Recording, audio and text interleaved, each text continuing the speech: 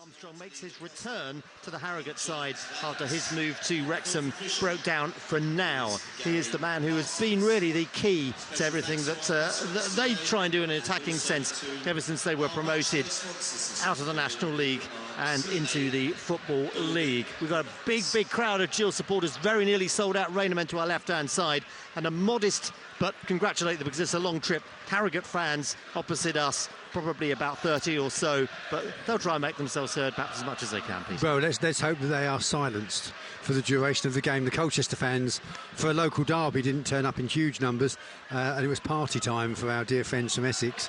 You know, they're not the best supported club in the country by any means, and it's a long old hike at the best of times to get down from Harrogate. So, you know, fair play to them for making the journey. From our own point of view, good to see again, as you say, you know, the Midway stand and the Rainham end pretty full up, and you know, large sections of the Gordon Road stand as well. So it's a decent crowd in, and as we were just saying about expectations, you know, that double-edged sword. That when you suddenly the expectations go up and the crowds go up, you know, you want to ride that wave of optimism. You'd have to say that you know, today and then next Saturday, having two home games, one would hope that this could be just a little bit of a very minor relaunch. You know, we've had a fantastic start. There will be blips along the way. You know, wherever you finish in the table, you have ups and downs during the course of the season. Yeah, we've had a good start. I just want to just steady things down a little bit. Maybe the last time going against Colchester, put a bit of realism into things for supporters. Today, hopefully, you know, I'm not saying it's going to be turned into fantasy, but more that you know, hopefully we can get the show back on the road a little bit in terms of points and moving forward. About to get underway. Harrogate will kick off. The sides are attacking the end. Perhaps you'd expect them to. Gillingham attacking the empty Brian Moore stand in the first half and attack the Rainham end in the second half, and Harrogate will get us underway in just a moment or so. The two team lineups, starting with the visitors. Harrogate, Mark Oxley in goal, back four, Kane Ramsey, Anthony O'Connor, Rob McDonald and Liam Gibson. In midfield, Josh Falkingham, Matty Daly. The three players behind the striker, Sam Folarin, George Thompson, Abraham Odo, and then Luke Armstrong up front. The Gillingham side is Jake Turner in goal. At the back, Shea Alexander, Masterson, just wait because Johnny Williams is chasing a ball, but he's not going to get on the end of that one. So it's Alexander, Masterson, OG and Malone. Midfield, Robbie McKenzie and Sean Williams. McKenzie is playing in a defensive midfield role today, plus George Lapsey playing off the striker Macaulay Bond. The wide players, Johnny Williams and Connor Mahoney. Mahoney on the right and Johnny Williams on the left-hand side, but it's Harrogate in possession. Not much they can do with that one. They clear it away there through Gibson, only as far as George Lapsley. Does it stay in play? No, it doesn't. And it's Mahoney trying to keep it in play, unsuccessfully. Throw to Harrogate. Yeah, you'd have to say, you know, we've played almost a minute, and you just think for these players, yes, they are unbelievably fit. You know, they're almost absurdly so. But at the same time, you know, this is going to be a draining experience, and you wonder, you know, how sharp will players be when we get to minute 90 or minute 99 or whatever it might be. Yeah, you won't want too much stoppage time today, well, unless you're behind, and then of course you take any stoppage time you want. Free kick there to Harrogate Town inside their own half for a foul on Luke Armstrong. It's going to be taken by George Thompson, and it's played across the back four to Anthony O'Connor, who will find Ramsey on that right-hand side. Johnny Williams for company, gets past Johnny Williams, tries to play it in, but he's given the ball away. Gillingham getting it back with Williams. And he plays a high ball looking for Macaulay Bond. One at the back, though, by Harrogate. And Ramsey should be able to clear the ball away, although he's being put under a fair amount of pressure, though, on that far side by George Lapsley, who wins off the throw, taken quickly. Goes in towards Bond. On the left-hand side there is Malone. Cross comes in, taken away. And there was a free kick given to Gillingham for a foul on Johnny Williams. And I think maybe some of the Gillingham supporters were perhaps wondering whether, when Folarin sort of exited the scene, he sort of walked over Williams a little bit, but certainly nothing more in that other than the foul according to the referee or any of the players on the pitch. Yeah, slightly naive challenge. Gives Gills a free kick really midway inside the Harrogate half. Chance to load in the centre-backs, which I think is no bad thing. You know, we desperately could do with an early goal just to give Harrogate a real problem. Mahoney floats that one over. It's dealt with, though, by the Harrogate defence. Second attempt, it's headed away, though, by the visitors. And it's picked up on this near side by Malone and goes out of play. And it's going to be another Gills throw. will be taken by Alexander. I just actually started thinking the number of players in the Gillingham squad who have a long throw now.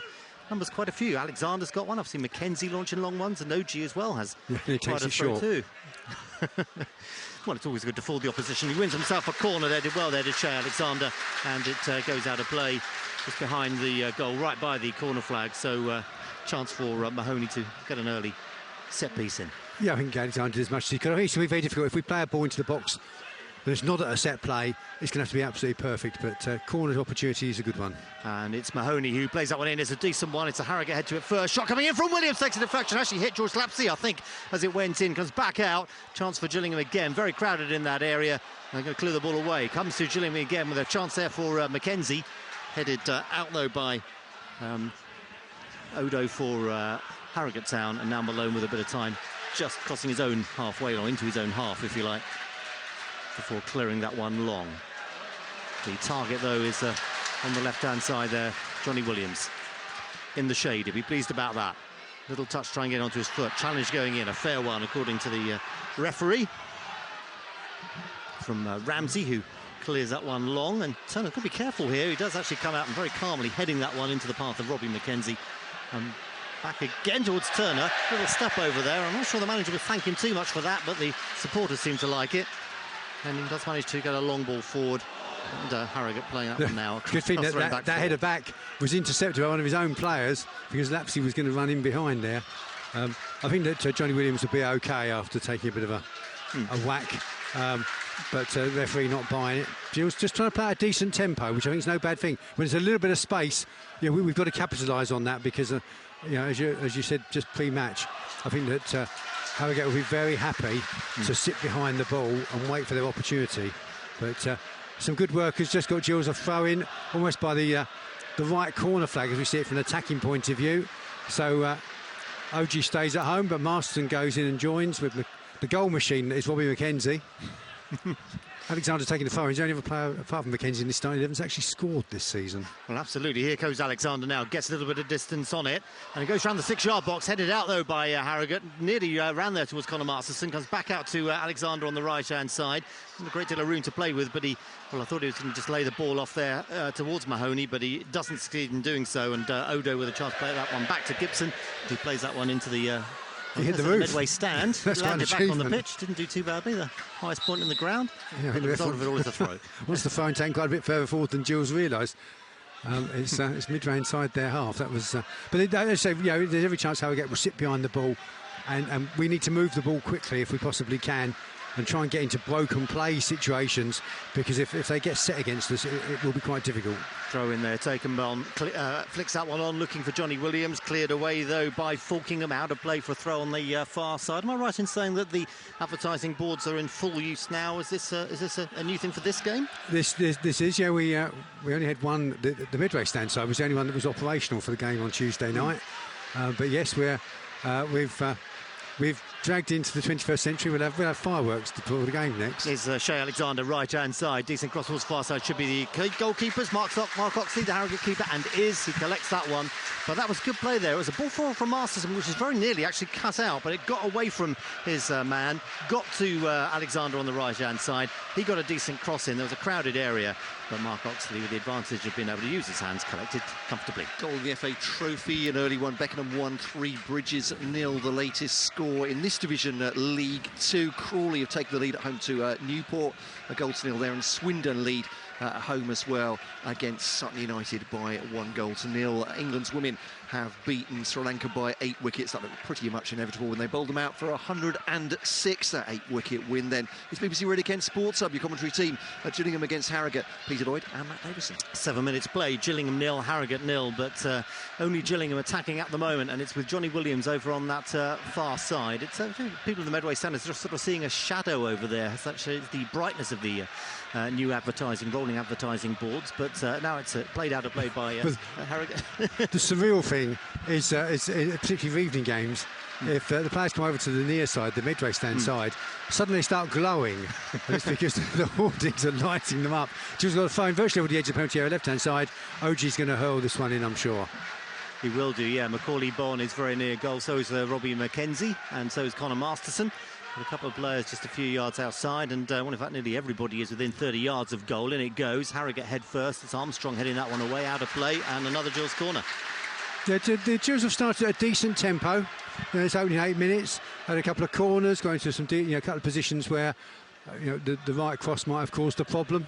And the previous corner is a little bit of a scramble in the box. It's a good start, but obviously we want that early goal if we possibly can. Mahoney looking to carry on from where he left off on Tuesday night, being involved in both goals in the 2-1 win over Leyton Orient in the EFL trophy. Puts an arm in the air and floats a corner in just to the corner of the 6-yard box. Harrogate, though, dealing with that one, but it's picked up there again by Malone. Now Mahoney, still on the left-hand side from the corner. And Malone is an option there for him, and he finds him.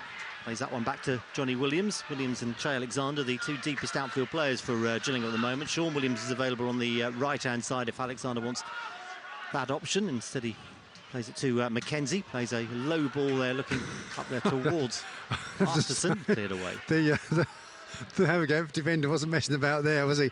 Ball played forward to try and find a gap down the channel, and he's just hoofed it. There's no other way of describing that. Yes, you can possibly see what sort of Harrogate's plan is here. Sit very deep, and then when they do get a ball, try and sort of get it forward. But their forward balls haven't had any consequence so far. They've got a chance for a free kick now, though. Yeah, goal at Longmead, Tunbridge against Taunton Town. Matt Eastley. Yes, it's gone to the visitors' match. 7 minutes on the clock, and it was a slip by Ben Swift and enabling Dylan Morgan to bear down on goal and finish sweetly from 12 yards past Johnny Henley. Tunbridge Angels 0, Taunton Town 1. Back here, it's Gillingham 0, Harrogate Town 0 at Priestfield with Peter Lloyd and Matt Davison. And this is Armstrong trying to get into a little bit of space on the right-hand side there for Harrogate Town, but OG is dealing with it, and so is Malone, but it does go out of play. Harrogate get possession back with a throw about midway inside the Gillingham half on the right-hand side. Going to be taken by the fullback, Kane Ramsey. Already taken it. He has. It's being played across there. That's Liam Gibson, the left-back. Plays that one forward, looking there for Odo. He finds a little bit of a gap between two Gills players. It doesn't, though, come off, though, for Matt Daly. And Gillingham get it back. High ball there from Sean Williams. Bond is looking to chase that one. There's a defender who should be all right, but it's probably his only option is spinning out for a throw, unless he's going to pass back to his keeper. That option wasn't really available. Well played there, Macaulay Bond. Good pressing. Yeah, I mean, it wasn't particularly finessed. Just get it forward, and he's turned defender around. He's a poor touch, and suddenly he's got to put it out of play. The throw is taken to OG, and there's Malone. Nice little volleyed cross in. Very skillful stuff there, but it's cleared away, though, by Harrogate. This is Che Alexander. And OG has possession now just in from the touchline on the left-hand side. He's fouled and wins himself a free kick. Yeah, again, that's a little bit of a cheap one, in fairness, by the visitors. But I suppose if you scout Gillingham, you're bound to say this is you come down here, you sit behind the ball and just play for that. There'll be a chance at some point. That's what we said how important an early goal would be. Really give them a problem for their tactical side of things. It's going to be taken by Scott Malone. Most Gillingham players are just on the edge of the penalty area. With Johnny Williams a bit more advanced, but wide. In it goes. Cleared away comfortably, though, by Anthony McConnor. Comes to Sean Williams. He'll try and volley one in left-footed, but was right underneath that, too far out. Let's go to Cravel. Goal in that game as well. Dover against Weymouth. Matt Gerrard. Dover 0, Weymouth 1. Weymouth with the first attack of the game. They've got the goal. Cross inside the penalty. The ball bounced loose, and it landed to Ezie Toure, their signing, who only signed this morning. Former Watford man. He blasted the ball home from 8 yards, and Dover's problems of keeping a clean sheet have continued. It's only 1 in 16 now. It's Dover 0, Weymouth 1, 10 gone. Not going brilliantly on our feature game so far, but the Gills are 0-0 with Harrogate here at Priestfield. And it's a free kick, goal kick rather, taken by Mark Oxley, the Harrogate goalkeeper. Goes out of play on the far side. Gillingham get possession back with a throw. Level also with their own penalty area. Taken by Malone to OG and back to Jake Turner, who's not had a great deal to do in this game. He had that incident when he sort of came out and headed it to around about 25-30 yards or so from goal, and then they go for a little smart step overs. But other than that, nothing to do in a saving sense. Clears it long. Harrogate get it away, and Gillingham trying to get it back on this near side. Harrogate back in possession. Yeah, we again know that if teams are scouting Gillingham, that is something that Turner does. That he'll sort of feint to hoof it and then drag the ball back. And some awful control by the Harrogate left back means he just kicked the ball straight out of play.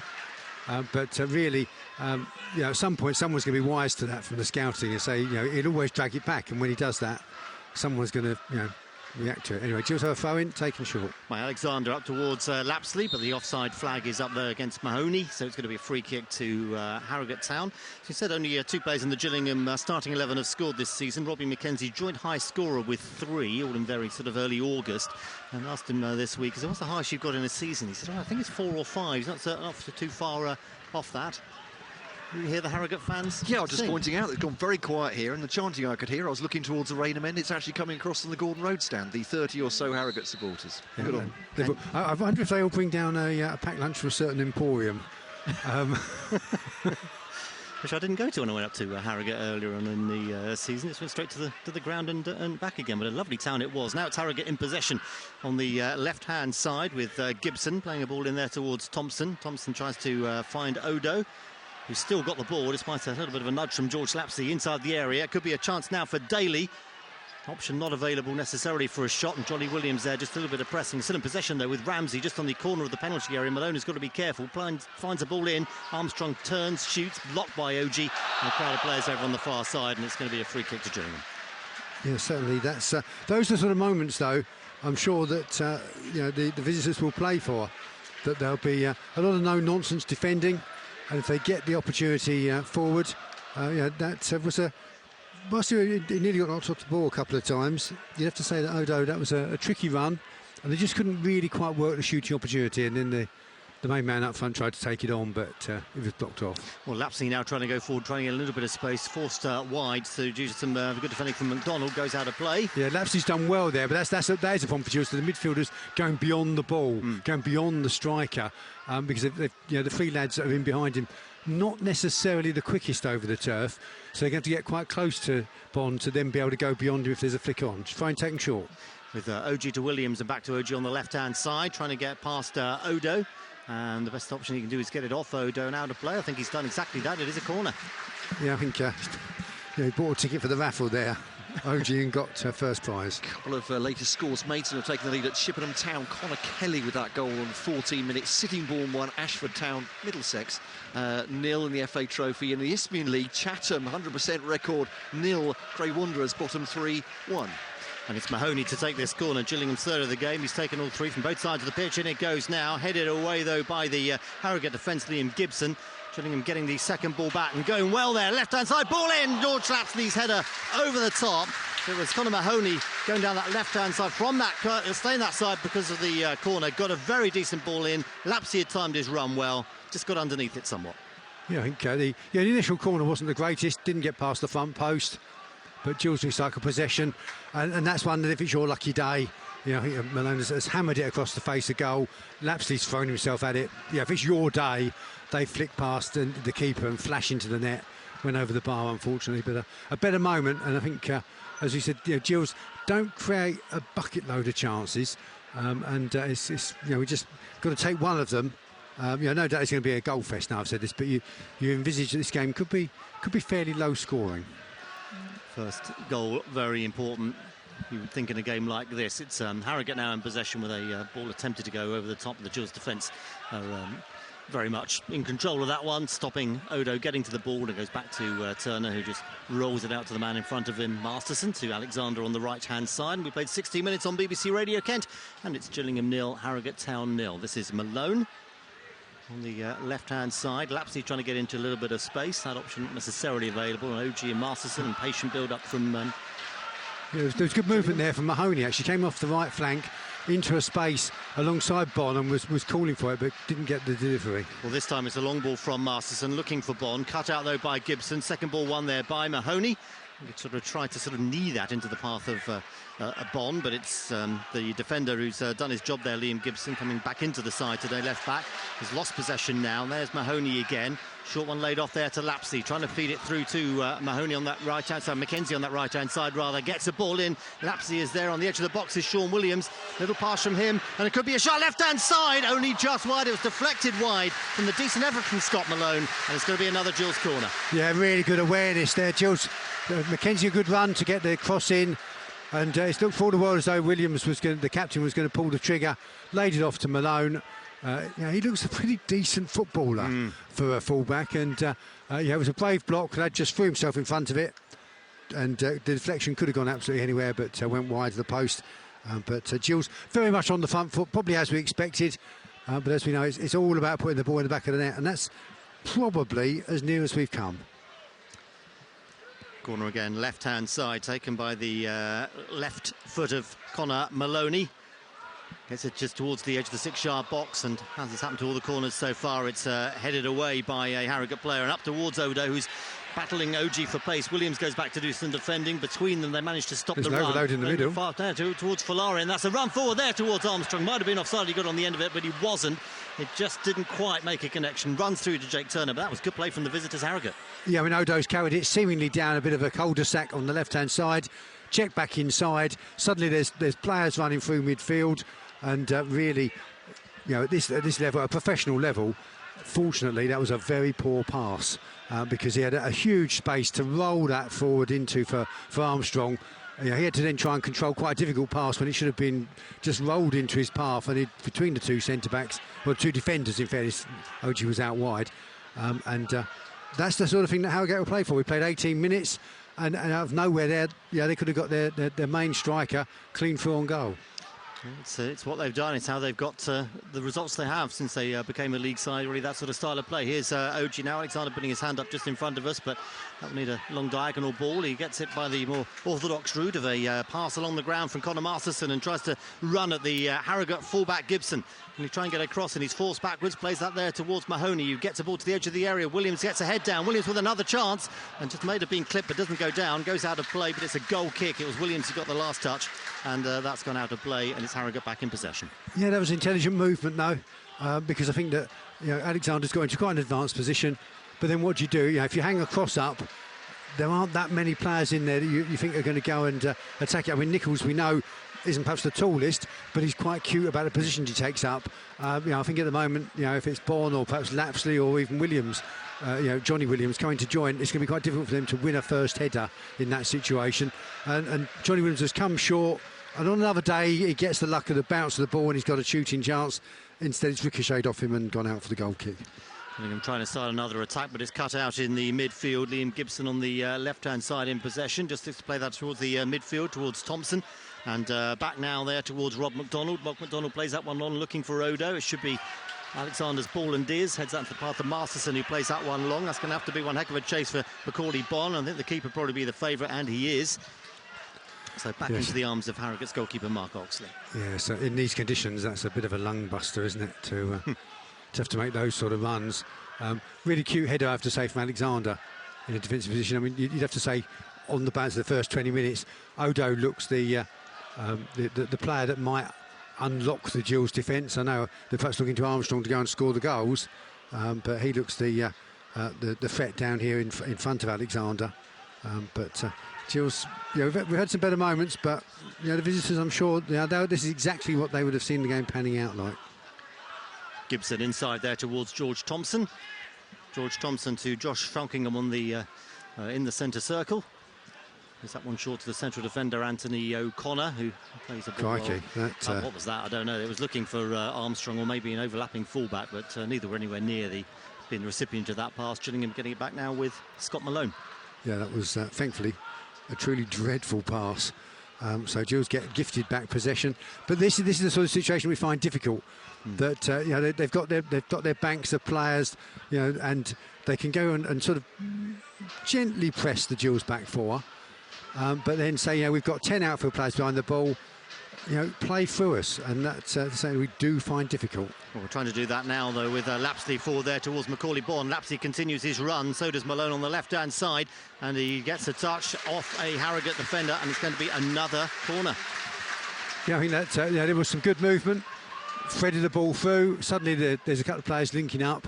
A little bit telegraphed. We were waiting for Malone to come and make the charge down the left flank. I'm not sure it was too much for him to hit in the middle, to be perfectly honest, but he's drawn the contact from the defender, got Gills the corner. Haven't been the greatest delivery. I think Mahoney's tried to drill one or two, rather than float them up. Well, it's the left fullback who's actually on the right-hand side of the 6-yard box, so I think has cleared pretty much every single one. That's Liam Gibson, the 30, a bit higher that time, but a little bit too far towards Williams' right-hand side. Gillingham do retain possession, though, as it found Williams, the man of the sort of the back of the penalty area. Ball forward, though, and it's cleared forward by Harrogate, off a Gillingham player. Harrogate throw. A couple of goals not very far geographically from each other, but it's Bromley 1, Maidenhead United 0. Michael Cheek with that goal in 18 minutes. The Ravens looking to make it 3 wins in a row and 6 unbeaten. Welling 0, Bath City 1. Jordan Thomas with that goal after 20 minutes. Here on BBC Radio Kent Sports Hub, about halfway through the first half of Gillingham 0, Harrogate Town 0. Your commentary team, Peter Lloyd, University Matt Davison. Well, Gillingham have had an awful lot of possession so far. As I said, 0-0 as we're into the second quarter of the game now. A little header on there by Bond for Williams, and Bond but just off sort of either side of the ball or his footing a little bit there, and Harrogate getting the ball back. Yeah, just in that last Gills corner, if Sean Williams perhaps was an instinctive goal scorer, I think he would have been going to attack that corner, seeing it was going over players' heads. Unfortunately, he didn't. He waited for it. Once it bounced up, he's then struggling to control it, and it's all closed down. But we'd worked a position where the man beyond the far post was completely free. Gibson in possession for Harrogate. Harrogate getting the ball back due to a wayward pass from the Gillingham goalkeeper, Jake Turner. And now it's with Daly. Daly playing that one inside to Falkingham, and now to Thompson. Switch it, aren't they? Yeah, exactly. Huge all the way space down the right-hand side. And that's the fullback, Ramsey. That's got a lot of space, but I think Malone is probably at the end of that run when he goes anywhere near an attacking possession. Ramsey plays that one back towards Falkingham. Again, there you think that Odo looks the one player in the Harrogate team who might go past people. That was crying out for the fullback to really commit Malone, and he hesitant and waited and it disappeared. There's a big space again. Exactly, Daly over that right-hand side, and it's Ramsey with a deep cross. Probably too much height on it. Odo might be able to keep that one in play. He's given up on that one. It's going to be a little bit too much weight on it. And now to play for a... I think we can have a little stoppage here, are we? Break. I don't wonder what the stoppage was for, but it makes perfect sense. You'll be looking forward to this tomorrow, I presume, Matt Carl. Indeed, yeah. We can grow tomatoes in the box normally at Canterbury for Kent against Nottinghamshire, starting at 10:30. I think you might be able to fry an egg on the desktop perhaps tomorrow. You might try that. More pertinently, the football right now. Mason have taken a 2-0 lead at Chippenham Town now. Sol Wanjo Smith has doubled Stone's lead away from home.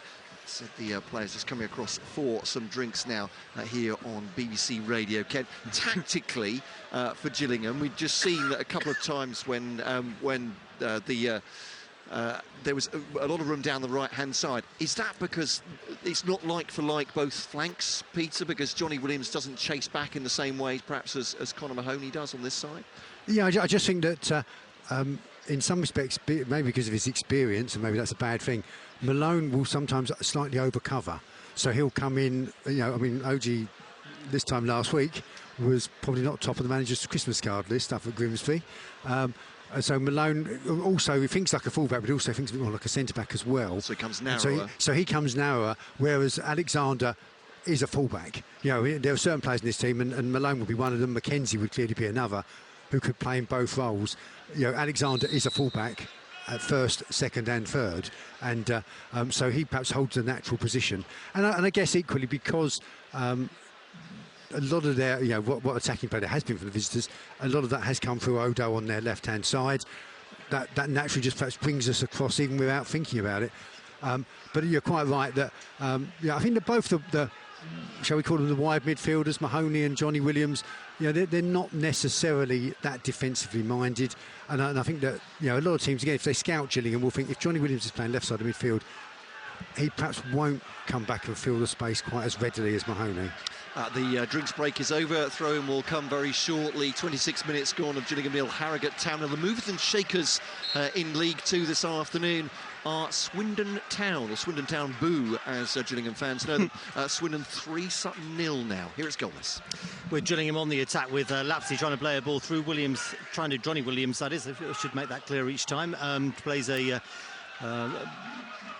to runs at the defenders, but they clear the ball away. It's now played back there to Conor Masterson. He might leave that to Turner, and Turner just saying keep possession. And you just wonder that from a Gills point of view, there's no doubt at all that Mahoney is a quality player, and it's whether we can get him on the ball in the right areas that he can then, with the right movement from teammates, he can pick the pass to open things up. Well, now here's Odo trying to go forward for Harrogate on the left-hand side for them, running at Alexander, who's holding his ground for the moment. The option he's got there is Armstrong, who's got an opportunity, and it's tackled by OG. It could be a chance, though, for Larin. Gets the ball out there towards Ramsey on that right-hand side, by which time the Gills defence have got their shape back. But it is still Harrogate in possession. That's Gibson on the left-hand side. Odo making himself available too. He's going to try and run at Shea Alexander. Probably prefer to go inside. Instead he runs into Alexander, which gives him the chance to get it back to his goalkeeper, Turner. Yeah, I think that that previous sortie forward, Odo, I mean, there's always he might be throwing you a trick. He's going to go on the outside, but he's all right foot. So Alexander knows really he's going to want to come inside in that situation. But they created a little bit of space, and long ball there just taken there by Turner. If he not got that correct, Armstrong would have been putting him under pressure, but he was quite comfortable. Yeah, you just think that is there a lack of confidence there, because when the ball broke to the edge of the box, that was crying out to take a shot on and take a touch, look for somebody else, don't take responsibility. I guess we should say good, because it means that half an opening quickly disappeared. But they're just really sort of small warning signs for the Gills that we're finding it difficult to break the visitors down. At the moment, Mahoney's gone central just to try and give them something different to look at. Bond's gone to the right. He has there. There is Mahoney now just collecting that pass. It'll back heel attempted into the path of Alexander, but it's cut out though by Gibson for the visitors Harrogate. Oh, now they've given the ball away almost there. It's going to go back to the goalkeeper. It was a pass back across the defence, cut out by George Lapsey, and back to the Harrogate goalkeeper. Yeah, very, very careless bit of play from the visitors. On another day, Lapsey gets the touch and it falls for Bond. They were a little bit fortunate, I would suggest, there, Harrogate. That would have been a really cheap goal to have given away. We're just approaching the half-hour mark, and I suspect that Harrogate will not be too unhappy. They're fairly limited ambitions. And a long ball for them. Masterson should be the favourite and does win that one. Alexander heads that one out to play on this near side for a throw-in. There's a goal at Longmead, Tunbridge against Taunton. They were 1-0 down, the Angels. Which way is this one gone? Matt Eastley. Make that 2-0 down now, Matt. It was a wayward throw by the usually reliable Johnny Henley, straight to a Taunton player, slid it into Sims Burgess. Sims Burgess drew Henley again, slid it past him. Tunbridge Angels 0, Taunton Town 2. Harrogate on the attack here at Priestfield. With Ramsey on the right-hand side, they took the throw-in and have kept possession ever since, and they're just playing it around the midfield and back four at the moment. That's McDonald to Gibson on the left, Gibson forward to Odo, also on that left-hand side. It'll touch from him, tried to lay that one off towards Daly, doesn't really work, and pushed it out of play, and it's going to be a Gillingham throw deep in their own half. Yeah, I think that Harrogate just thinking, we've got a bit of a shout here. We've drawn in sort of, dealt with any sort of early storm from the Gills. We've gone to half an hour, haven't been overly tested. They'll say their game plan they're executing. That's a good turn from Odo. Did very well to get her away from Bond, but then ran into a Gills player. There was a foul there, which was just. I think the reaction of Sean Williams, the captain, who committed the foul, possibly gives away that it was a foul. No complaints whatsoever. Just tripped him. Odo felt the contact. Down he goes. You wonder that. They're not overcommitting here, are they, at this week? They're taking it short. Well, no, they're certainly not throwing the centre-backs into the, underneath. They don't want to come back, obviously. No, exactly. They're just sort of passing it around and just keeping possession. But this is Daly now going forward for them. Odo is available left-hand side. Ball coming in, headed out of play there by OG. And if he'd got the direction right, that could have been rather dangerous, but he did, and I'm not sure whether that was entirely necessary to do. Well, you think there that he's looking to head it the way he's facing, he'll head it out for a throw-in, maybe sort of level with the 6-yard box. I'm not sure if he had his 50p head on there, because that didn't miss the near post by very much at all. There's no way Turner would have reacted. A corner for the visitors, and they'll feel, these are the sort of chances maybe. It's Harrogate's first corner towards the far post, and they do actually win the first header and the second, but OG gets the ball away there for Gillingham, only as far as Ramsey in the centre circle. Ball from him there. Thompson gets it back, and it could be dangerous, but it's cleared away there by the Gills defence. Comes back there towards you'd have to think Ramsey, at the moment Harrogate will be very happy with the way the game is going, and it's just how are we going to change it, how are we going to make it different. Yeah, that's where you need your quality players on the ball, and that's how the three playing in behind Bonn, you know, unfortunately thus far finding it difficult to make an impact. This is Johnny Williams going forward. Malone is available left-hand side, might be the only option for him. He does find Malone there. He gets the ball back and be across now from the left-hand side in there towards Lapsley. Can't get it fully under control, and that's going to be cleared away there by Harrogate. They're trying a long one down towards the right-hand side, and this is Folarin going past. Oh, that's an important challenge going in by Oji. Had to get that one completely right. Well, that could have been a penalty, but it's a corner, and good defending from the Gills central defender. You have to say that is not the first time this season that he has pulled out you know, a quite stupendous last-ditch challenge. He seems to positively revel in them, and there was a real burst of pace from the Harrogate player. It looked like he got beyond him, and he just snaked out a leg. As you say, he's got to get it right. Anything else, and it's a penalty. But you know, again, they're the sort of situations I guess the visitors are playing for. They'll sit, and suddenly there's a chance for someone to inject a bit of pace, go beyond the ball, and no, but for last-ditch challenge, could be a chance. Thompson then taking this corner for Harrogate, but it's taken very comfortably by the Gillingham goalkeeper, Jake Turner. No hurry to release the ball. Well, I mean, to be fair, Gills got everyone back, so there's no one to release it to as such.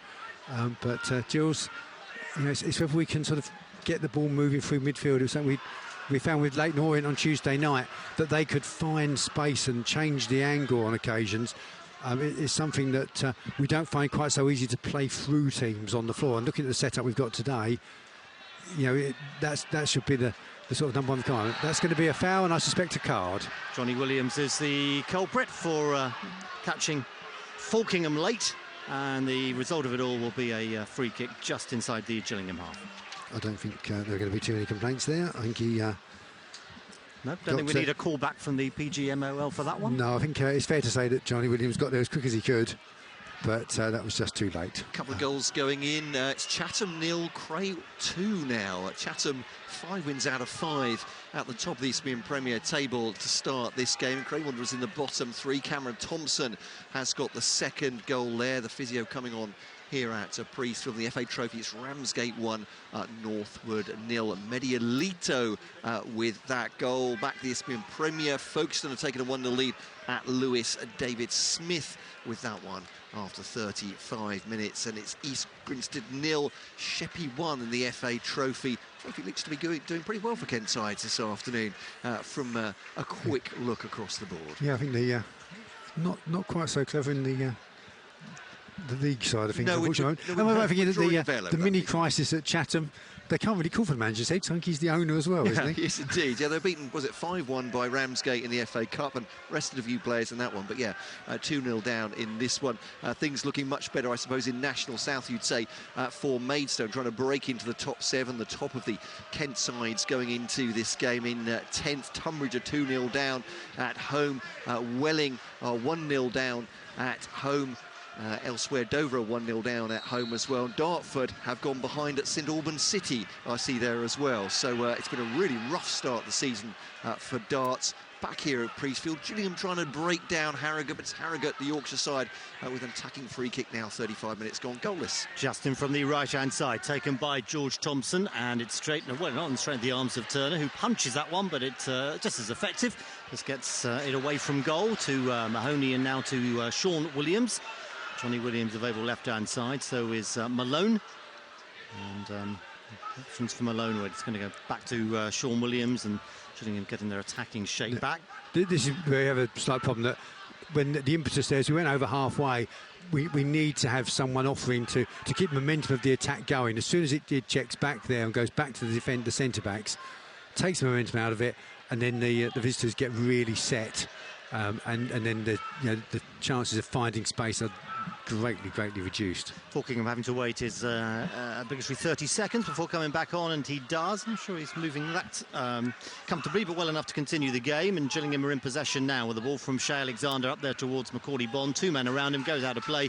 Does very well to win a throw on this near side. Just to say, no VAR in National League South, but someone's trigger finger has got a little bit itchy. It's 0-0 St Albans and Dartford. They did have the ball in the net, St Albans, but it was ruled out. So there we go. Went to wherever it is they do the judgments now.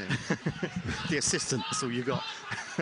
Here's Mahoney now, and hefty challenge there from the number 12 Falarin, which I think initially I thought he'd got away with, but it was only because it looked like the Gills may have been in possession. Referee now does give Gillingham a free kick, and 8 minutes to go to half-time. Still waiting for either side to have a shot on target. We certainly are, yes. That's Gills had a couple off, and some blocks. Probably the closest still Gills have come has been when Malone looks like we did pull the trigger, and it was blocked and diverted just wide for a corner. Either OG or Alexander, the pair of them at the moment still discussing who's going to take it. Get a Alexander. Well, I think the referee first of all is just checking that there's no illegal pushing and shoving on the edge of the area. It is played back in over the top of Bonn, and Harrogate do get the ball away. In fact, they win themselves a free kick. I wonder actually whether Odo might have been in possession when he blew that and could have played an advantage, but maybe he wasn't in full control. So the free kick will be taken by Harrogate inside their own penalty area. Yeah, it was a long way to go for Odo, wasn't it? From midway inside his own half, the referee looked just half a look almost to decide there'd be an advantage. Decided to put it back. Fouled by Lapsley on the edge of the box. No complaints about that. And I say it's a hot afternoon. It's not one where you want to play a high energy pressing game. And Gills a bit betwixt and between here, not playing really the high energy pressing game, which you can fully understand. But as a result, Harrogate have sort of got themselves got a foothold in this game without looking particularly threatening. Yeah, they're not looking threatening, but also they are looking comfortable at the back at the moment. Gillingham don't seem to be some way from scoring. I mean, so do Harrogate, but... You wonder about the fitness levels and match fitness levels of the guys that are on the bench. There are some players that potentially could come on and make a difference.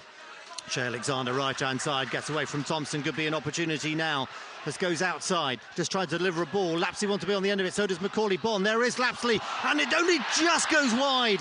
Very, very close there for Malone to score. Wow, that was very, very close to scoring. Bonn was involved. Lapsley was involved. And in the end, without really knowing much about it, Malone sort of got a touch to it, which dribbled at very low pace just past the post. Yeah, they certainly got themselves in an awful tangle there, the visitors' defence. When the ball was nodded down, Lapsley just nipped in, really flicked it against Malone. I mean, it really has hit him. And if that rolls in, well, it's probably time to go and do your lottery numbers. But at the same time, just dribbled wide of the post. But out of nowhere, a little bit of quality from Alexander, a ball into a dangerous area. And, on another day, it's to some extent you could potentially fluke a goal there. That's Falarin on the right-hand side, being crowded out a little bit by the Gills defensive players. Challenge going in there from Lapsley, puts it out of play, and Harrogate getting a throw. 5 minutes to go to the break. It is still Gillingham 0, Harrogate 0. And perhaps the game we expected really so far, isn't it, with Harrogate? Well, yes, Gibson has managed to sort of fall over and get his footing back and to stop that going for a throw. And there's a ball down the line there from McDonald, which Odo tries to run onto, but it well gone out of play. Yeah, it was not particularly good ball forward. One of the Harrogate lads got a bit of a problem. Well, that, I think, is Fulkingham, who had the injury earlier on, the foul by Johnny Williams. So he's only just received treatment. The fact he's gone down for a second time does perhaps put some doubt over his further participation in the game. The other players probably not too distraught about this because they're replenishing their fluids somewhat. And understandably so, let's be fair. I mean, it's... these guys are charging around at some speed and in pretty baking conditions. I was trying to think that there was a really, really hot day last season. It was in early August. I looked up the date and I know exactly when I was because I was at a game at Slough, which is on a hot day. You don't want to be at 3G pitch and metal stands all the way around. It sort of made it feel like it was more like 45 degrees and 35 degrees. I looked at where Gillingham were that day, Tranmere away. Was it as hot as this? Well, I think if I remember correctly, I mean, last year I think the temperatures were higher than this. But yes, that was the advantage. There is there's always a bit. You're not far from the water, so there's a little bit of breeze helps you out. I was going to say jump in. I'm not sure. I think I could make some comments about the environmental safety of the Mersey at this point, so it's probably best I don't. Yeah, for a public service announcement, I think we should make it known that you probably shouldn't jump into the Mersey at any time of year, hot or cold. Yeah, it looks like the lads run his race here. Well, it does a bit. Let's just see what options they've got. They're sorting out. Levi Sutton is a central midfield player. He could come on unless they want to perhaps have a bit of a fiddle around and slightly change tactics at all. But no, he is done, the captain, Josh Hawkingham. Yeah, it's a little bit like the substitution of Nichols last week at Grimsby, that this close to half-time, you know, it's obviously not great because you'd sometimes sort of say, let's just try and tough it out. But Sutton is the man coming on. They're going to bring on Sutton, which is probably not too big a surprise. But Gills, well, we're going to have a bit of stoppage time as a result of that, if nothing else. We've got about 2.5 minutes plus stoppage time to go. And I think for Neil Harris, he'll be thinking about possibly what we can do slightly differently in the second half. I mean, you know, let's hope we go and score a goal now in the time that remains. But you know, I think that the fact there have been no shots on target from either team, it'll be the visitors that'll be entirely the happier about that. And from a Gills' point of view, you know, sort of Malone has been the most dangerous player from left back, which possibly tells its own story. Free kick now to Harrogate. So, yes, Levi Sutton comes in. He had actually played in that position for the last 2 games. Former Bradford player. Falkingham's a man who comes off. Falkingham actually scored in the FA Trophy final in 2020 against the mighty Concord Rangers, the only team ever to win the FA Trophy as a Football League side. It got delayed due to COVID, and strictly it is the 2020 Trophy final, but it was played the following year. Long kick there by the Harrogate goalkeeper, Mark Oxley. Nowhere near either of its intended targets, either Armstrong or Folarin on the right-hand side, and it's taken by Jake Turner. Yeah, nice and calm there from Malone. Could see what was going on. Didn't need to play the ball. Let it run through to his keeper. But, yeah, it'd be interesting to see, you know, what crowd reaction might be if it does stay 0-0. You know, it's well, Williams does well then, although he sort of took a bad step to lose. In fact, has lost possession now, but he did well initially to win it back, but never really had it under full control. And now Kane Ramsey trying to get forward there for the visitors. That's Folarin on the right-hand side. He's got Armstrong in the middle if he can find him. He's also got Ramsey available to his right-hand side. He shakes off one challenge, tries to go inside, but runs into the path of Malone, who clears that one away up towards Macaulay Bonne, who I'm sure is going to win a free kick for that. I don't think he is. It's not. It's going to be I think climbed over. But I think that the referee's got that about right. I think you could have just as easily have said, did Bonne make any attempt whatsoever to play the ball? And I think the answer is a resounding no. He just stood there, and the lads climbed over him, literally, you know, over the top of him and gone and won his header. So, you know, I think the referee, you know, if Bonne had made a little bit more of a gesture towards it, he might have got something. Bonne wins that header, tries to head into the path of Lapsley. Harrogate in a little bit of trouble.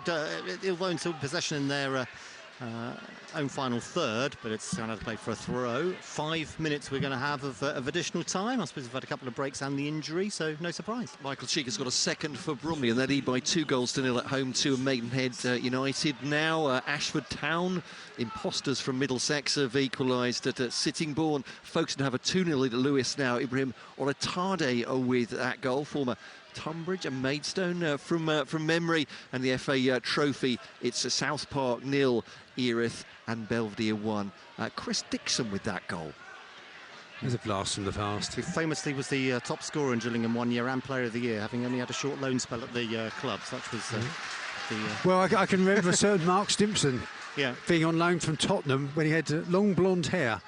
And he came third in the Player of the Year, and he was on loan for about 15 games in the autumn as well. Possibly that said something about what a successful season that wasn't.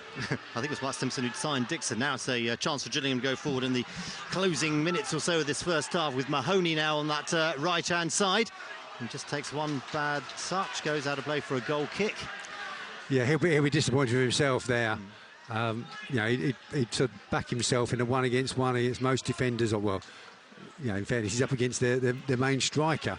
But he's gone to go on the outside, got a horrid touch, and then they can just let it drift over the touchline for a goal kick. And yeah, we've still got about 3.5 minutes of the additional time.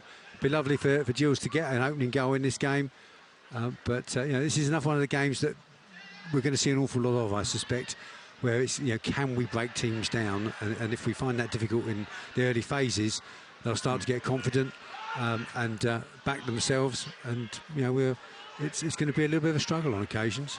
Alexander did well there. Looked like he was going to put that out for a throw, but he managed to keep the ball in play and, well, I didn't say keep possession, but now Gillingham have lost possession in their midfield with Sutton back to McDonald. One little touch from the left-footed McDonald to Gibson on the left-hand side. It's very difficult in these circumstances to really put the energy of the press on. Well, the keeper, Turner, comes out, heads that one away from the path of Odo, and it's going to be out of play for a Harrogate throw on this near side, about midway inside the Gillingham half. I think that that was applauded by his teammates because he just played it really, so it was running down the side of the penalty area, so Turner couldn't come out and catch it, and just heads it out. They get a throw in, they say not that far from the edge of the penalty area. Again, valuable seconds being chewed up as we head towards half-time. Gibson short to Odo, back to Gibson again. One touch to control, tries to go inside between a couple of Gillingham players. There's that one there inside towards Folarin, and now it's a chance now, and Ramsey just control. Looks like he's going to try and shoot, but never really had that under full control and shoots well into the Rainer Mendes. Well, that doubles the number of shots that Harrogate have had. There was one that Armstrong on the turn that was blocked almost immediately by OG. And that one, which trades descriptions might be wanting to inquire if we call that one a shot. It did miss by some way, but I'm sure, from a Harrogate point of view, they'll be quite happy with how the game is going. From a Gills point of view, it's just sort of, at the moment it's plugging away with this team and this setup, playing for the one moment maybe, and that's a tough ask on occasions. Yeah, perhaps fear whether this game might actually be settled by a mistake as the energy levels start to sap in the conditions, but it's turning out. You'd wonder whether people like Clark and Nadson could be really unpleasant. A little flick on there, chance for Williams, should be the keepers though. Not really a chance for Williams, but it almost ran to him, and it's taken by Oxley, the Harrogate Town goalkeeper. We're in the final minute, the first half of stoppage time at the end of the first half. Yeah, so I just wonder that there are perhaps some players that Jules could bring on that, particularly in the last 15-20 minutes, with energy levels dipping on the pitch from the starting 11s, they really could cause the opposition a problem. Nice little ball there from Mahoney, finds Bon, and just sort of prods it towards goal, and off the defender. Well played. I do wonder what he was sort of doing with that one, but yeah, did the only thing really available to him. And in the last seconds of the first half, Gillingham have their 6th corner of the game. Yeah, certainly. The last one we worked a position where the captain had a bit of space beyond the far post, but just sort of a little bit hesitant. Do I go to the ball? Do I wait for it? And it bounced up too high on him. I hope that if Sean Williams, if that happens again, he'd back himself to go and attack it. But Jules, maybe a last gasp opening goal. Macaulay Bon under the bar, but now trying to make himself available. It's an outswinger headed away there by Harrogate, and no time for Gillingham to do anything with it because that is the half-time whistle. Gillingham 0, Harrogate 0. We're still waiting for our first shot on target. It's exactly the game, I guess, that we thought we'd get, with Harrogate being very hard to break down, and on occasion trying to catch Gillingham on the break. But level at the break, Peter, and did you see anything there that suggests the second half might be any different? Well, I think possibly Gills fans will be looking to the bench to see how sharp and how fit are certain players, because in many respects there's quite a lot of attacking threat and direct attacking threat on the bench. The starting 11 are found it difficult. As we expected, Harrogate will sit deep when they're not in possession. Gills find it difficult to break teams down at the best of times. You wonder at the moment that I'm not suggesting there's going to be wholesale changes at half-time, but it could be that the quality Gills have on the bench in the last 15-20 minutes could be the decisive factor in this game. But in the first half, I think a draw, equality is absolutely right. Neither team has particularly threatened to score. Nearest Gills have come probably is when Malone, the ball hit him and could have rolled in. The visitors have really created absolutely nothing at all. It's fairly reasonable. It's at level, but you wonder where the goal is coming from with this team. But with the bench in the last 20 minutes, that could be very different. It did seem like the tactics Gills were, I would say, resorting to, but they're looking to, as Harrogate stand off them, perhaps go long ball behind the defence, and that doesn't really seem to have worked at all in the first half so far. Is that a fair comment, or is it am I being selective with my memory? No, I think that there have been occasions only because we find it difficult to build the play through midfield. Then what do? You know, if you haven't got if you can't thread passes through the central third, then you're going to go over the top, or you're going to aim, put a long ball towards Bond. And he did fairly well in the EFL on Tuesday night on occasions, but we haven't been able to get the energy into our play in very, very hot conditions. And it's been if I can use this term, considering that it's quite warm today, it's been a little bit tepid the first half. Thank you, Peter. I was going to say it hasn't quite caught light yet, but there we go. Maybe we shouldn't go that far. So 0-0 at half-time here. It's Gillingham 0, Harrogate Town 0 in League 2. Of course, you can get in touch with us at any time if you might want to have your say on the first half, Gills fans. On text 81333, start your text with the word Kent. You can tweet us at BBC Kent Sport, post on X if you like. You can do it exactly the same way. Or you can WhatsApp us 08000 321 333. Start your message with the word Kent at any time during the show. We'd love it if you did. It's half-time in one of our other feature games as well. Down a division to Ebbsfleet at Wealdstone in the National League. Charles Webster has been watching. Well, we're here at Grosvenor Vale with the scoreline Wealdstone 0, Ebbsfleet 0, and certainly this first half has belonged to Wealdstone, but it's also belonged to the Fleet goalkeeper, Mark Cousins. He's pulled off, it must be 5 amazing staves to keep his side in the game. No matter where the shots have come from, whether it's Arakia, Obiero or Bowen, the shots have been raining in, but everything they've thrown at Ebbsfleet, Mark Cousins has been equal to. At the other end, however, the Fleet have had only one shot to really speak of, and that was a Ben Chapman effort that was well saved by Jed Ward, the goalkeeper on loan from Bristol Rovers. But Ebbsfleet have played this game pretty much in their own half all the way through. They've tried to prise open the Wealdstone defence, but they've not had a lot of luck today. Oh, how they could have done with the services of Dominic Polian away on international duty. But it's been a rearguard action for them in the first half, and they've got their goalkeeper, Mark Cousins, to thank for that. He's going to have to perform some more miracles in the second half if they're going to come out of this game with anything. Wealdstone come into this one after 3 defeats. They're trying to win it as hard as they can. Ebbsfleet want to break that win-lose record, and today they're down for the loss, and a bit more practice of defending is going to go a long way. Anyway, Ebbsfleet still trying to find a goal. It's Wealdstone 0, Ebbsfleet United 0. So goalless there. Certainly there have been goals in the Tunbridge-Taunton game, but not going to the Kent side as far as I know, going up towards half-time. Matt Eastley has been at Longmead watching this one.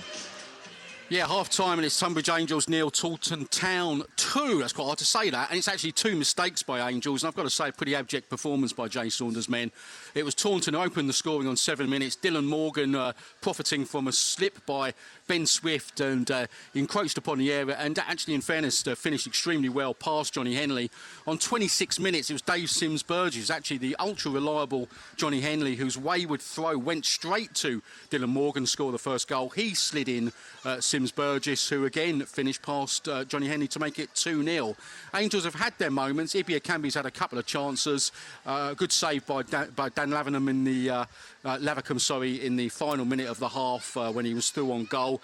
It was Ruben Suarez Jr. actually struck a post in the first minute. But I've written down the word abject, and this goal drought at home that Longmead, that the Angels are suffering at the moment, seems to be continuing, and be interesting to be a fly on the wall in dressing room. Jake Saunders looking distinctly unimpressed as he made his way to the dressing room. Taunton Town deservedly leading by 2-0. Angels have got to be better, and they've got to start taking their chances. Otherwise, this home hoodoo could continue. It's Tunbridge Angels 0, Taunton Town 2. Well, Matt Eastley down in the mouth at Tunbridge against Taunton. I'm not sure we can improve matters from a Kent point of view. Going to Dover against Weymouth. They were 1-0 down Dover going towards half-time.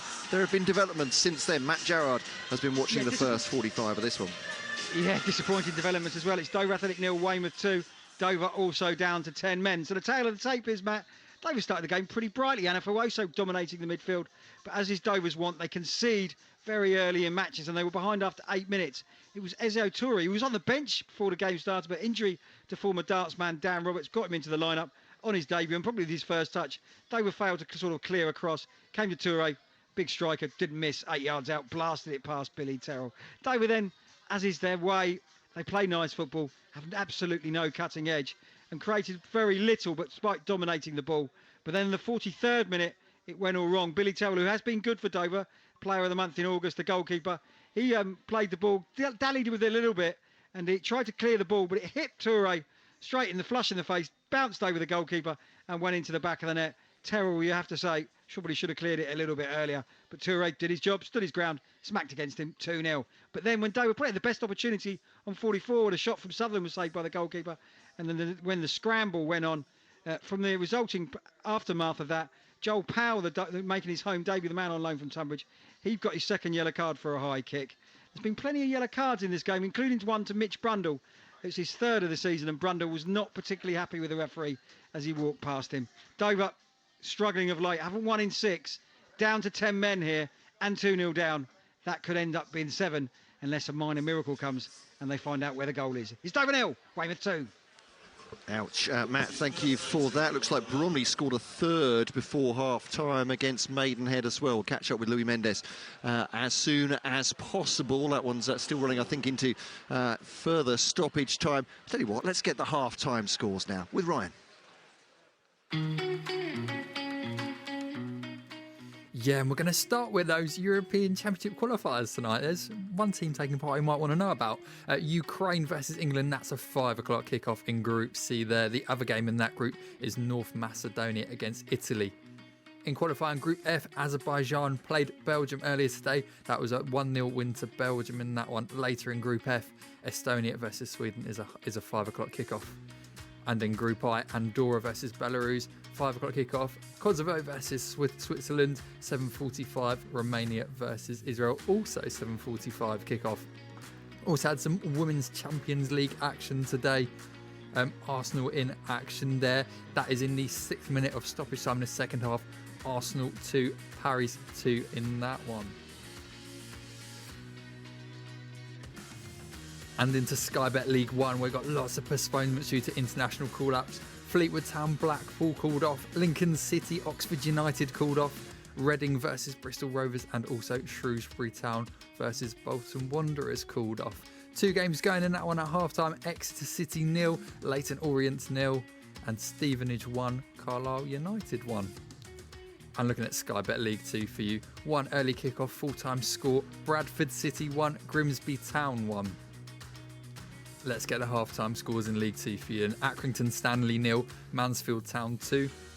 AFC Wimbledon 1, Stockport County 0. Colchester United 1, Tranmere Rovers 0. Crawley Town 1, Newport County 1. Forest Green Rovers 1, Crewe Alexandra 0. As we've heard, Gillingham 0, Harrogate Town 0. Staying with League 2 then, Milton Keynes Dons 0, Notts County 0. Salford City 1, Walsall 0. Swindon Town 3, Sutton United 2, and finally in that one, Wrexham 1, Doncaster Rovers 0.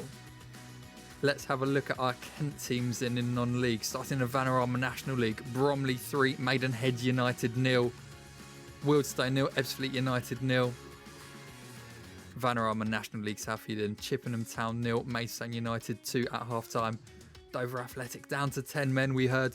They're losing 2-0 to Weymouth. St Albans City, bit of a ghost goal in that one. Still 0-0 against Dartford there. Tunbridge Angels 0, Taunton Town 2.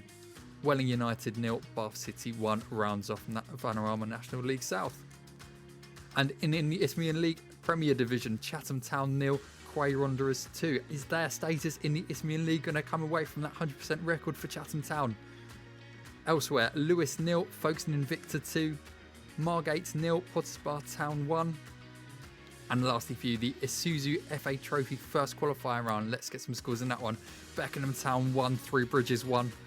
Broadbridge Heath 0, Cray Valley Paper Mills 1. Burgess Hill Town 1, Hythe Town 1. East Grinstead Town 0, Sheppey United 1. Herne Bay 0, Leatherhead 1. Phoenix Sports 0, Metropolitan Police 0. Ramsgate 2, Northwood 0. Sittingbourne 1, Ashford Town Middlesex 1, and lastly South Park 0, Erith and Belvedere 1. Let's hand you back to Matt Cole, Matt Davison and Peter Lloyd at the Priestfield Stadium. The Sports Hub. The Sports Hub. BBC Radio Kent. Thank you very much indeed, Ryan. Let's put the meat on the bones of that. Bromley half-time then. It's Bromley against Maidenhead at Hayes Lane. Louis Mendes. Yeah, half-time. It's Bromley 3, Maidenhead 0. The home side on course for a third win on the spin. They had the lead through Michael Cheek, a half volley inside the area on 18 minutes, and then he had his second of the game just before 6 minutes before the break. Corey Whiteley flicking on his Cheek with a left-footed finish into the bottom corner. Sam Woods made it free just before the interval. Corner was half cleared, sent back into the area where Webster hooked towards the far post, and there was Woods to slam it home. It didn't go all Bromley's way. Maidenhead probably started this game the better of the two sides. Petit had a header cleared off the goal line. Adams forced Grant Smith into a save from outside the area as well. But as soon as Bromley had the lead, it's been pretty much one-way traffic. They're in a comfortable position at half-time. Half-time, it's Bromley 3, Maidenhead 0. Yeah, perhaps on their way to 3 out of 3, as Louis was saying, or 6 games unbeaten, whichever you like to see it. But a great platform, we'd say, for Bromley there. Let's go to the rugby now. Graham Cox has been watching Blackheath against Bishop Stortford with that news of the other Kent sides. Here's Graham. Yeah, 6 minutes into the second period, Blackheath 15, Bishop Stortford 17. The same score as at the half-time break. 2 tries apiece, just a conversion, the difference. Scrum half, Connor Lloyd for the visitors with his perfect kicking display so far. His penalty started the scoring on just 3 minutes, but a great move from deep involving Jake Hennessy, Shay Tucker, Leo Fielding, before sending Tom Fitch across the fly half, converting his own penalty for Blackheath. Stort, though, with 2 tries in just 4 minutes mid-half. A great run from wing Josh Stannard before Harrison Langworthy was driven across from line-out ball. But good handling again from the club back line. Saw Jake Lloyd crash over, Fitch adding a penalty just before the interval. Elsewhere in National League 2 East, Canterbury lead Tunbridge Juddon by 33 points to 19. Westcombe Park, though, at Goddington Dean trailing Esher, the league favourites for that title. Westcombe Park 7, Esher 21, the latest. And a result from out in the Channel Islands, a 2 o'clock kickoff, Guernsey 36, Sevenoaks 27. But with now about 8 minutes played in the second period here at the Utilita, it is Blackheath 15, Bishop Stortford 17. Thank you very much indeed. Looking forward to hearing the climax of that one. It's a close game for Blackheath, their first home game of the season in National 1. So mark your card for the second halves of our games this afternoon. We've got online commentary of Ebbsfleet at Wealdstone, goalless so far, of Tunbridge against Taunton, the West Country side winning 2-0 at Longmead, and Dover against Weymouth. Similarly, the West Country side winning 2-0 at Crabble as well. All those available via the BBC Sport website and app. If you want to know how to get those commentaries, you know you've done it before, if you go to the app, there's an icon on the bottom of the page with a live guide on there. Press on that one, scroll down to Saturday's non-league commentaries, and you'll find a list. You click whichever one you want. You can do it otherwise. BBC Sport live guide into the search engine, and that will find you the same page. Click on football, today's non-league commentaries, and you will find them there. Jobs are good, but there'll be goal updates and reports from all those games into our main game here, which is Gillingham against Harrogate Town on a very warm day at Priestfield. Perhaps we need to get something to wake the crowd up from a siesta. Goalless at half-time, Gills and Harrogate in League 2, and your commentary team, Peter Lloyd and firstly Matt Davison.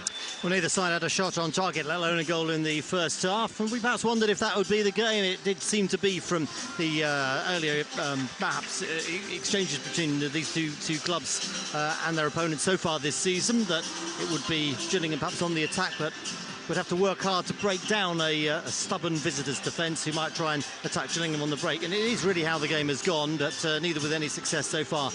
No changes in terms of the team line up at the start of the second half. Of course, the Harrogate side is one different to the one that started the game, with the injury to Josh Falkingham, and Levi Sutton is coming on. That means the Gillingham side is Jake Turner in goal, back four of Alexander Masterson, OG and Malone. In midfield, Robbie McKenzie and Sean Williams. And George Lapsey playing just off the stroke. striker. The wide players, Conor Mahoney and Johnny Williams, with Macaulay Bonne up front. And the Harrogate side is Mark Oxley in goal. Back four of Kane Ramsey, Anthony O'Connor, Rob McDonald and Liam Gibson. In midfield now is Levi Sutton and George Thompson. Matty Daly also playing the most attacking role of the midfield three, with Sam Falare and Abraham Ado playing wide and Luke Armstrong up front. And we're underway now. Gillingham attacking the Raynham end. Can they suck one into the back of the net? The Raynham end, and add everything they can in terms of support to try and break this deadlock. Gillingham have a throw over on the far side. You know, you mentioned that pre-match that these two teams' records, they've had a draw between us in the opening game, so true. Maybe this today, but Gills hopefully get a bit of momentum, get the crowd involved. With a long throw from Alexander from that right-hand side. It's won, though, by Armstrong back defending. Back to Shea Alexander on the right-hand side for the Gills, trying to get past OG. Little touch from him. Cross coming in there from Mahoney. Cleared away, though, by Harrogate. Well won there by Connor Masterson for Gillingham being able to play for a Harrogate throw over on the far side. So, 0-0. Gillingham going into this game on the back of two league defeats, but having won in the EFL trophy against Leyton Orient against 9 men in midweek. But you'd wonder whether two teams this season will press the self-destruct button quite so spectacularly as Leyton Orient did on Tuesday night for us, rather gifting us a two-player advantage. Is that man Odo again causing a few problems? Yeah, well, exactly. Odo is now by the corner flag and try and get past Masterson. Masterson making it very hard to get him a cross in. You can tell from the crowd it's a little bit quiet in the second half. Nice little ball in there towards Armstrong, but he's got his back to goal and not many options for him to do anything really with that. And it's a low shot coming in there, and that, I believe, is a shot on target coming in there from George Thompson for Harrogate Town. But it's not one that put Jake Turner, the Gills goalkeeper, under any real pressure. No, I think Odo there stood Masterson up and then nutmegged him. And it was the right thing to lay off, but it was a pretty ordinary shot, to say the least. But I say it's just whether Gills can get a little bit of pressure and a little bit of momentum going, get the crowd involved. There's been very little for the crowd to bite on in the opening half, and just get a sort of slightly better sort of feel-good atmosphere. I don't want to imply by any means the crowd there's any hostility, because there isn't. But I just think try and get the crowd involved a bit more in the game, and a bit more positive going forward if we can be. And it may be that we have to, Neil will look at the bench and think, when can I bring certain players on? Yeah, I'm sure that won't be too long, actually. There's a cross from the left-hand side. Almost evades everybody. Sutton volley that one over their own bar, put it out of play. But there's a nice little cross in there from Scott Malone from the left-hand side. Almost reached Williams, and in the end it needed a good clearance from Anthony O'Connor to put it out of play for a Gills corner. Notice that Neil Harris applauding that because it was played at tempo. We got the ball forward, we got Malone to a good position. He put an early cross in. We had runners trying to get across defenders. Could have gone anywhere when the lads cleared it, to be perfectly honest. And suddenly the crowd are involved, and there's a bit of pressure at the Raynham end.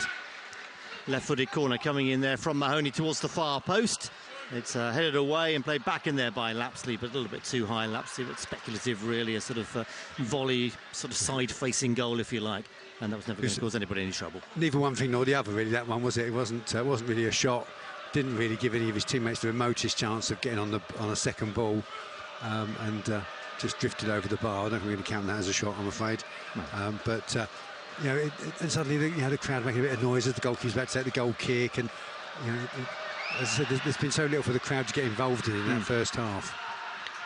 Long kick is flicked on there by Armstrong, looking towards Falare on the right-hand side. He's got either the ball or a little bit of Malone's boot in his face, but nothing for anybody to worry about. He's OK, and the result of it all is a Gills throw. Yeah, I think he's got the ball. Malone kicked it into his face, suddenly just that foray forward. The crowd are trying to get behind the team, trying to get involved in the game. It's played back there by Harrogate, back to their goalkeeper. They'll clear long, goes up there towards Armstrong, who just tries to flick that one on. Important touch in, though, by Robbie McKenzie, but Harrogate do get possession back with Thompson out wide to Gibson on the left-hand side, back to Thompson and back to McDonald, who switch the ball over to the right-hand side to Ramsey. Doesn't reach him. Well cut out there by Scott Malone, who just tries to look up, see what options available. I think the option of going too far forward, there wasn't anybody really joining the attack, so he just tracks his run a little bit. Little 1-2 there with Williams.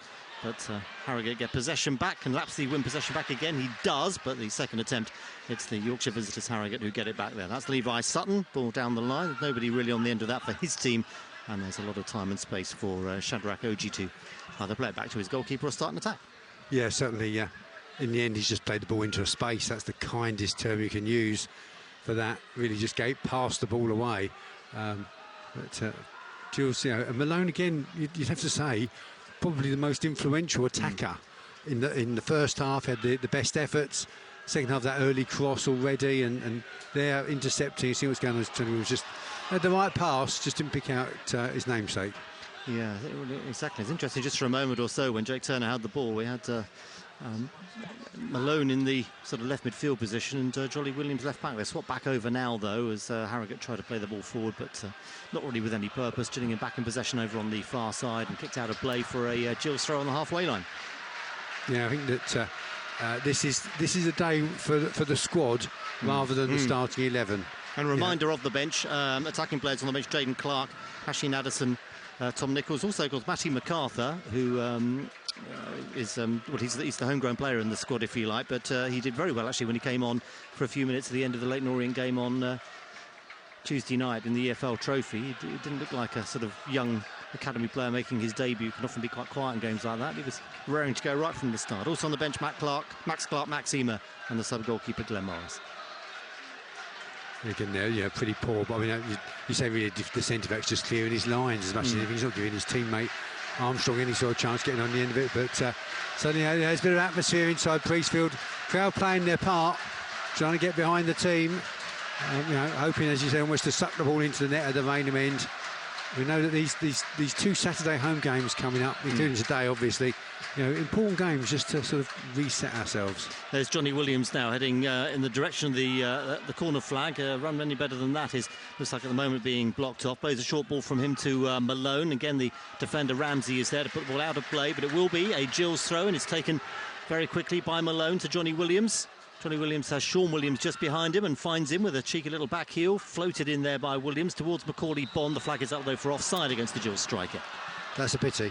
I think that Gills, foray forward down the left flank, tried to then bring the ball back back into the sort of centre of midfield, and there was a nice little chip ball for Bond, but just a little bit careless. I think there that he didn't cotton on to the fact that he was actually stood in an offside position when the ball was played. But as I said, the crowd doing their best to get involved. We've got 7.5 minutes. Have already whizzed past in the second half. And it's still Gillingham 0, Harrogate 0. Just one shot on target in the game. That was in the second minute of the second half from Harrogate. And that had a pretty tame effort at that. Cleared away now by OG, out of play on this near side. Harrogate throw just in their half. Yeah, you think that there will be a dilemma for Neil. Only he'll know the true fitness level of the players on the bench. Maybe one or two nursing knocks. How long could they do? But you do wonder that this is a game where your game. Actually, the Rugby Union World Cup's under.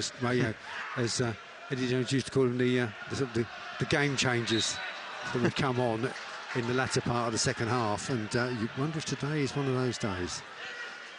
Gills winning a free kick deep inside their own half for a foul by Sam Falarin, former Tooting and Mitcham player.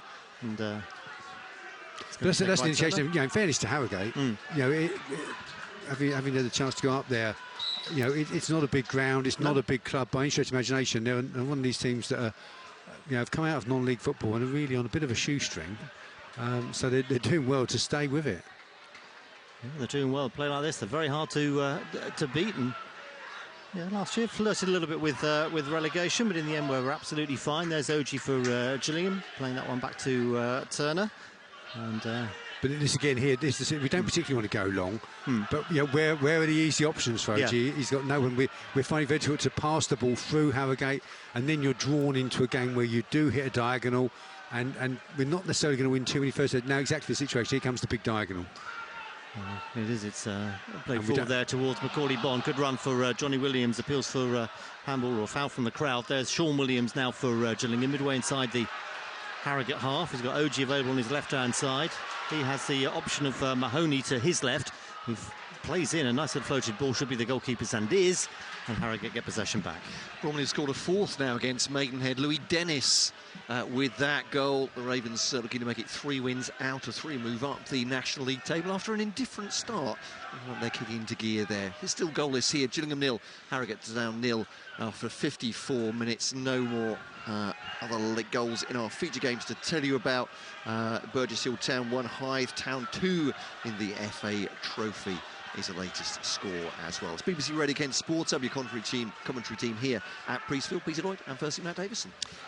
Don't forget, last hour of the programme, 5 till 6, we'll have all the reaction, the managers and the headline makers from this afternoon's games, and your opinions well on the text 81333, starting your message with the word Kent, or on WhatsApp 08000 321 333, also starting with the word Kent. Not much to really discuss from this game so far, unless Harrogate have other ideas now. They try to thread a pass through with Matty Daly towards one of the forward players. Gillingham do well to cut it out. Yeah, but they moved the ball at a tempo there through the central third, and then it was only when they tried to play the killer pass, it didn't work for them. Gills finally give it to play the ball through that central third in the first place to build things up, and hence getting drawn into playing, more speculative passes forward. Lapsley's just come deep. I think that there's likely to be 1 or 2 changes. Well, Jaden Clark's the first player being prepared to come on. There may well be others in the same movement. There's a long ball forward from Gillingham, from Alexander, trying to find Bon, and chested it down. Second attempt was cut out by the defender, who clears the ball away for Harrogate, who are back in possession. Let's wonder whether, my guess would probably be maybe Williams to come off. But now here's Folarin going through the right-hand side for Harrogate, across the face of goal. Armstrong was there and got the slightest of touches. I think they're very disappointed that they didn't get the right pass. There was a pullback there where there was a big space. Thankfully, it didn't happen. Gill's going to be making a change pretty imminently. But just the first murmurings are a little bit discontent. Who has Johnny Williams got to pass to?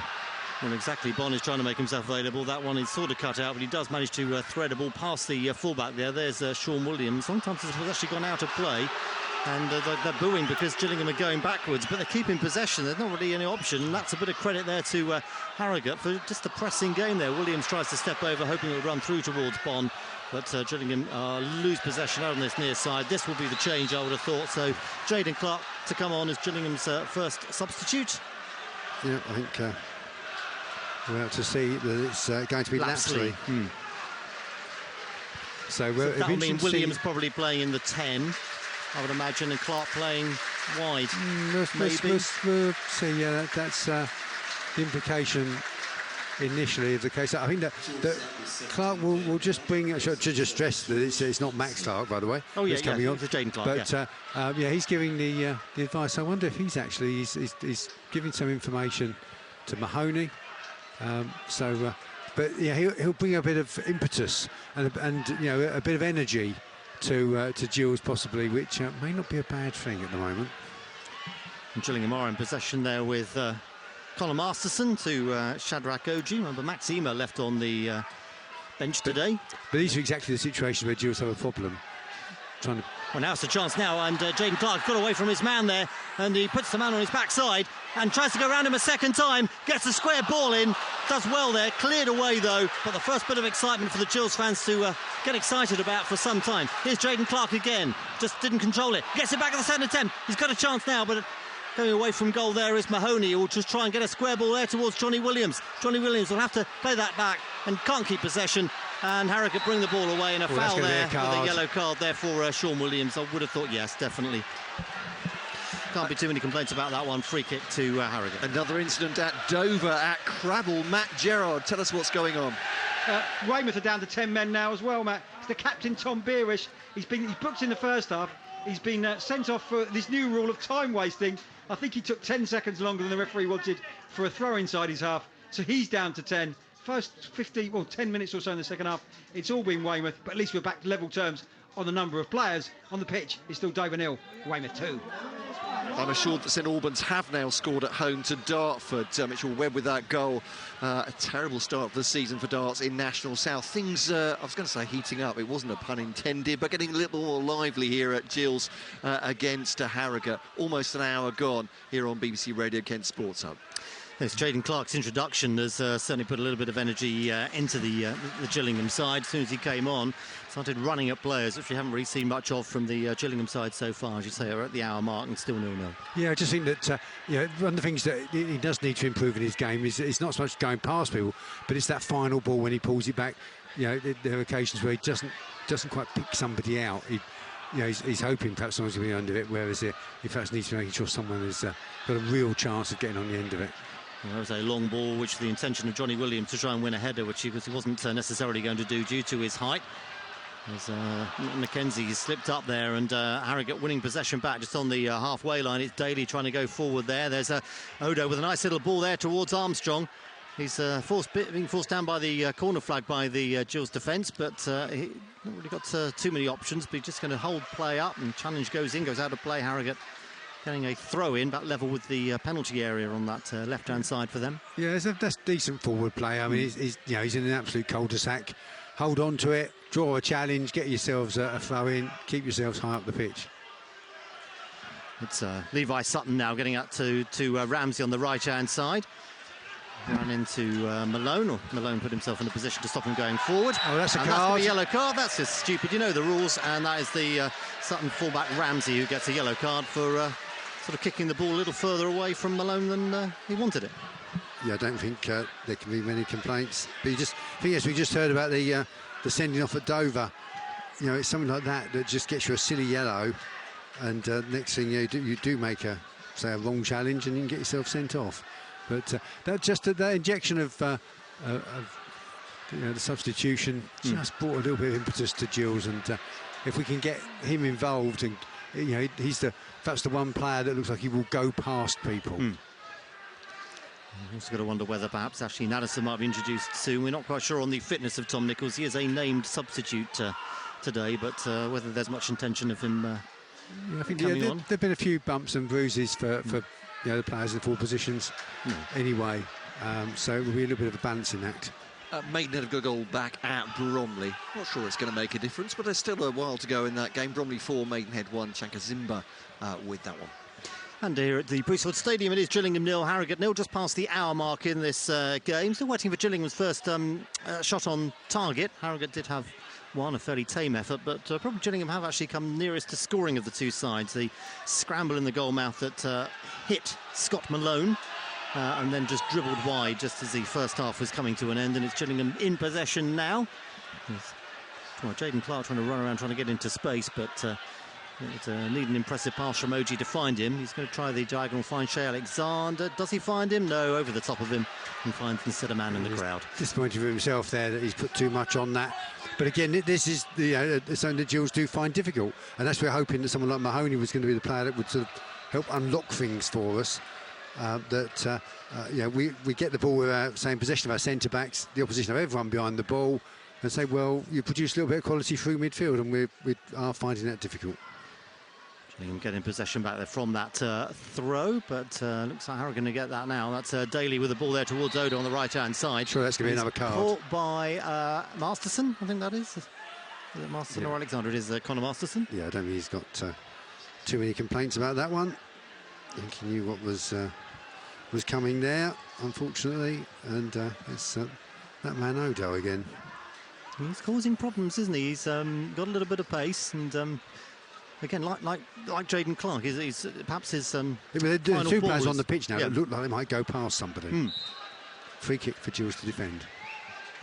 It's taken then from that left-hand side. Not a great deal of height on it. Dealt with easily, though, by Sean Williams for Gillingham. And a sort of vague swipe at it there from Harrogate, headed out by Jaden Clark, and there could be an opportunity if Macaulay Bond can get on this one first, and he can, and Clark is going to go on an overlapping run, and Macaulay Bond chooses the wrong ball entirely, because there's nobody anywhere near where he played that ball. Yeah, that was pretty horrid.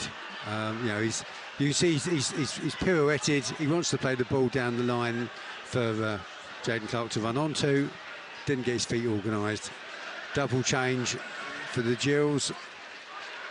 It looks very imminent, and a change for the visitors as well. Well, we're going to see Ashley Naddison in just a moment or so as well, and is that Tom Nichols as well who's going to be coming on? Yeah, so, and Sims is going to be coming on as well. He's I think normally plays right back, the Harrogate player, but now it's Gillingham trying to go forward, so they're going to have changed sort of 3 of their 4 forward players by the time this next substitution is complete. But there's Malone, little ball in there towards Mahoney. And now Harrogate win possession back with Levi Sutton. I'm guessing Addison would come on for Macaulay Bond. Often a bit isolated there, but he's sort of winning the ball when he gets up there, isn't it? But often nobody to sort of win and get the ball to. It's only the players and the manager will know what the sort of fitness levels are like. Yeah. For certain individuals in this heat. Gill's trying to get a bit of tempo, trying to get the crowd involved. Well, they took the free kick quickly, and I wonder whether Neil Harris is actually intending to make the substitution. But now Gillingham are trying to go forward there with Malone. And that's Jaden Clark. They're not necessarily on the same wavelength. And well, it was a poor pass from Malone. I think subs being readied. We've got a goal at Ebbsfleet's game at Wealdstone. Charles Webster. Yeah, 63 minutes on the clock and the Fleet have gone behind. It was a great strike by Tevon Campbell, the former Gillingham player. He shot from just inside the area and beat Mark Cousins, and his heroics earlier in the game couldn't keep it out. It's Wealdstone 1, Ebbsfleet 0. And here these changes being made. Naddison and Nichols coming on for Gills, and Macaulay Bond looks like one at least coming off. That's for Nichols. Sorry, that's for Naddison. And just to let you know, the Harrogate changes, Toby Sims coming on for Kane Ramsey, a straight swap at right back. So, yeah, Nichols and Naddison are going to be Is it Johnny Williams is the other player? I'd imagine that will be my guess, yeah. So Williams is coming off, so at 67 minutes in the game, the next set of substitutions are made. Drinks break for everybody. Gill's going to... Ultimately, the game will restart eventually, but Gills have certainly made those changes, so it looks as though Addison will play as the man out and out attacking player, and then Nichols will now sit in behind him with Jaden Clark to the left and Mahoney to the right. Straight swaps, both of those two in the end, wasn't it, with Williams having gone to a more central role, but let's see whether Harrogate's change will do anything for them. Theirs is a defensive swap. I suppose it's really because Ramsey's on a yellow card against Clark, who's the one player who's running at Harrogate defenders, maybe. Perhaps that's the feeling there. But Harrogate now in possession. We're at the midway point of the second half. It is still Gillingham 0, Harrogate Town 0. But some changes have been made, and let's see how that changes anything. That does answer the question as to how fit Nichols is. About 23 minutes worth of play fit. Challenge going in there from OG, and it's Odo gets the final touch. Just sort of ballooned in the air, but easy take there for Jake Turner. Yes, it was literally a bit of catching practice. So, just wondered, again, we've now got players with impetus, and no little goal threat in the forward positions that, just gives the crowd a bit of a G up as well. Nichols, last season's top scorer, won this time, and Naddison with 3 goals so far. Joint top scorer with Mackenzie. There's a ball in there from Gillingham from the right-hand side. Almost runs to Ashley Naddison, but Harrogate able to clear the ball away up to halfway. Looking for Armstrong, can't find him. One well there by Connor Masterson. Now it's Shea Alexander going forward for the Gills on the right-hand side. Could have beat a couple of players. He has got the option of Mahoney just behind him. And Mahoney, left-footed ball, nice ball in fact there towards Jaden Clark, who'd come over to the right-hand side, lays that one off, cross from Shea Alexander. They could still run though towards Sean Williams, who'd got up there. There's Malone with a little ball in, and a headed clearance there from Harrogate. They could still run though for Alexander. Plays the ball in there towards Sean Williams, and his attempt to play the ball into the path of Naddison doesn't quite come off. It didn't, but the decibel level's gone up inside Priestfield. Gills on the hurry up here, a little bit of momentum, a little bit for the crowd to bite on. Well, what happened there was Alexander played the ball in, hit the Harrogate player who has gone down, so presumably hit him plumb in the face there. We've got another change imminent for the treatment. Yes, Civi is a winger who's on loan from Middlesbrough, who's about to come on, but at the moment there's Is it a double change? It is. Who's that? That's another Daly, James Daly. They're unrelated. James Daly is going to be coming on as well. Player still down for treatment. Let's go to Longmead. Tunbridge Angels against Taunton Town. Are the residents of Tunbridge feeling any happier this afternoon, Matt Eastley?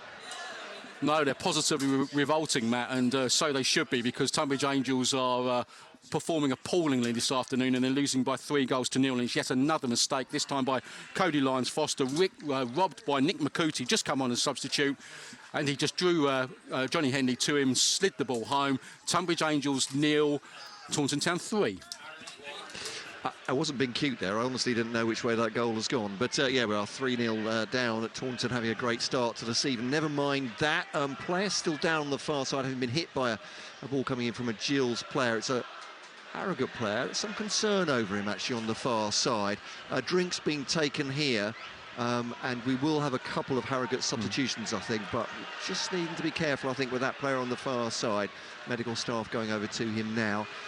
Gillingham looking a little bit more urgent as we talk about the football now. Peter, you were saying in the last few minutes that run as soon as Jayden Clark came on seemed to galvanise things just a bit, certainly crowd-wise. Yeah, just got the crowd involved, and suddenly something exciting's going on, you know, and there's a threat of a goal. I mean, you know, we can't disguise the fact we've had 70 minutes of this game and we haven't yet had a shot on target, and you know, that's not a great stat. One will be enough if it goes in the back of the net, that's for sure. There's another goal at Wealdstone against Ebbsfleet. Second goal of the game. Which way has it gone, though? Charles Webster.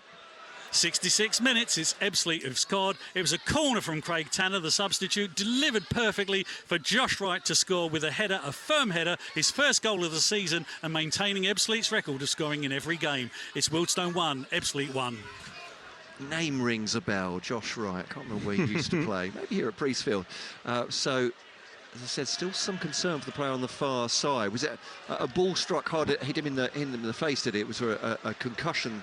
I think Alexander was sort of, you know, not quite point-blank range, but only 4 or 5 yards away at most. And well, stretcher's actually being prepared now, so it's perhaps more concerned than initially thought.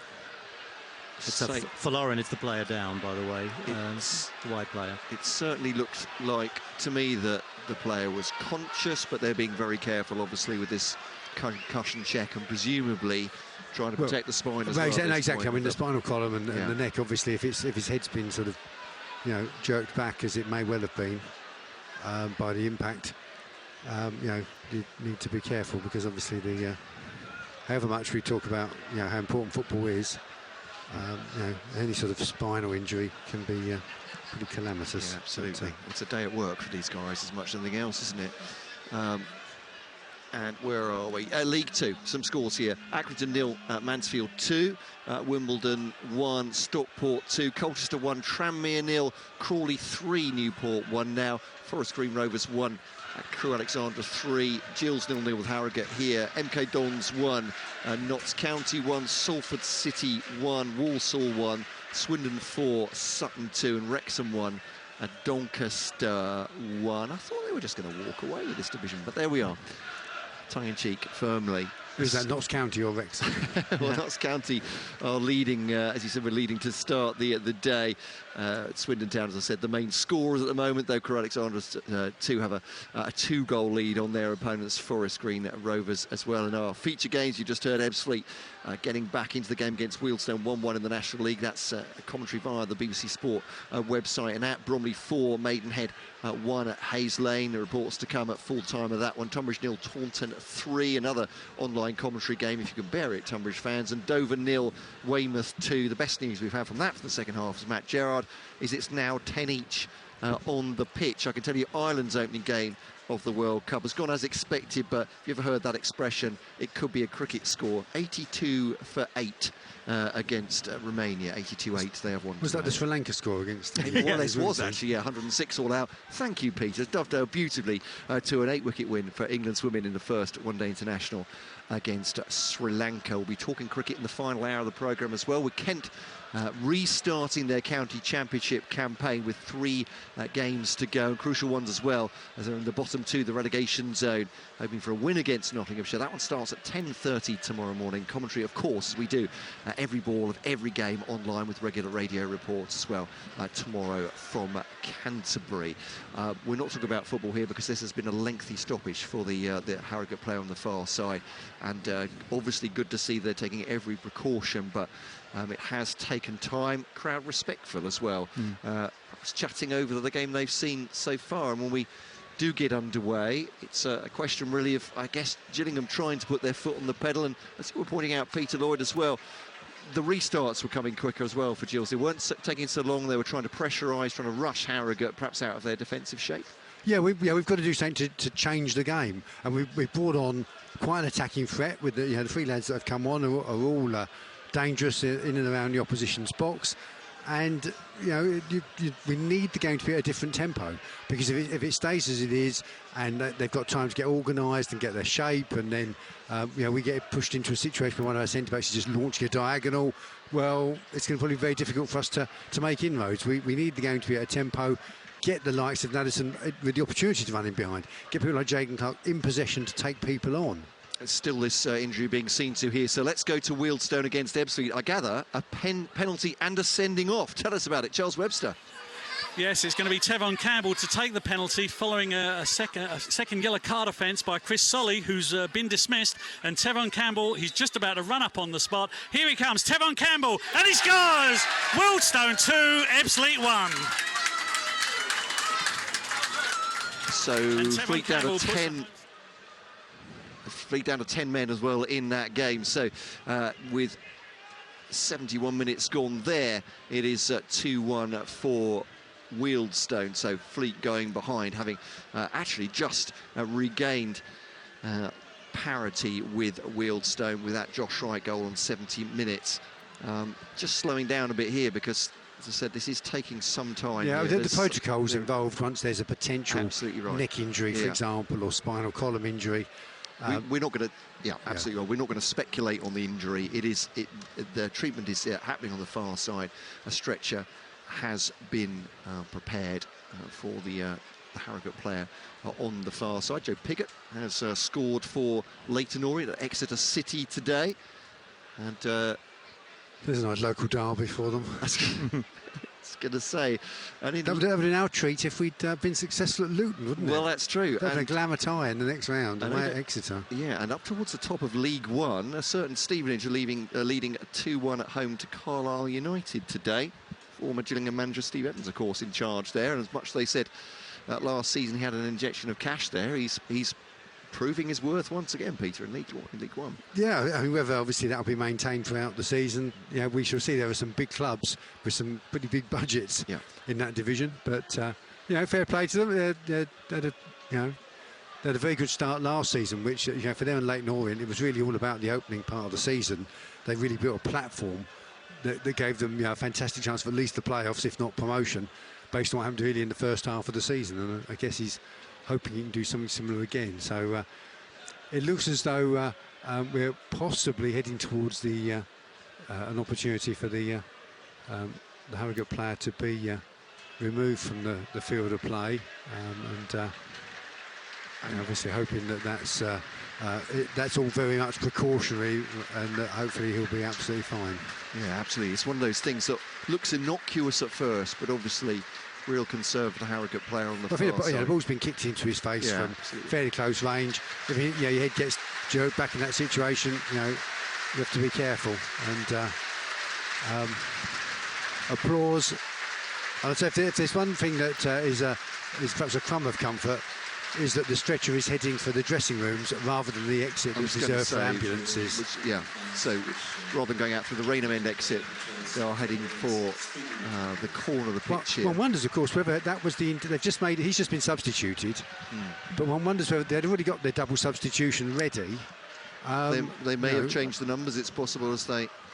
But they're preparing two wide players, and it's a wide player who's Sam Folarin, who's coming off injured. So my guess maybe is that substitution probably would have been the same one that they are now going to be making. But we've got 6 medical staff, and credit to the supporters both sides, particularly the Gillingham supporters, for being respectful throughout that and applauding the player off. They will indeed. 12 minutes plus stoppages to go here, and there will be extensive stoppages, as you'd imagine, as the player Folarin is applauded off. Well, I make it 9 minutes stoppage for the injury.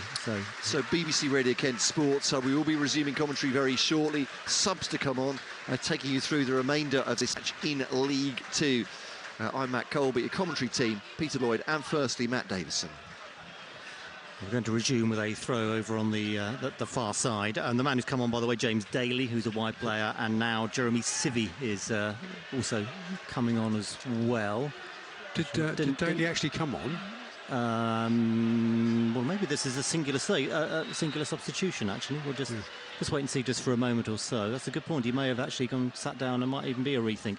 And you've got to, I mean, obviously it's not the most important thing. The most important thing is Folarin's health, but the game is going to be affected by that, and it's going to lose. I mean, it didn't have much momentum in the first place, but it's going to lose the momentum it had, and it's going to take a while to get back to the tempo it was after that injury, and his teammates will be shocked as much as anything. But Gillingham now in possession, well, on the right-hand side, they're in possession away. It's George Thompson playing that one back, tried to play a ball forward there towards Odo. And there's a long ball there looking towards Nadesan. And they rather feel that there was some sort of infringement on Nadesan. I'm not sure I quite spotted that myself. It's just being held off, away. Yeah, that's it. If anything, it was just both of them involved. Out of play for a throw to Harrogate over on the far side. So in the game itself, the clock actually says 80 minutes. In effect, it's really 70. And we'll have at least 20 minutes still to go of this game. Yeah, certainly it's going to be a late one. We're going to have plenty, and you think about other additional stoppage time anyway, regardless of that. So there could be the thick end of 25 minutes still to play here. Yeah, it could be the highest number I've seen on a board, actually. Here's Levi Sutton now trying to go forward for Harrogate. Gets it out wide to Sims. He's only recently just come on as well. Plays the ball in towards Thompson. Ball there towards Armstrong. Armstrong back towards George Thompson. Finds Liam Gibson on the left-hand side in the inside touchline. There's Armstrong there. Now here's Sutton.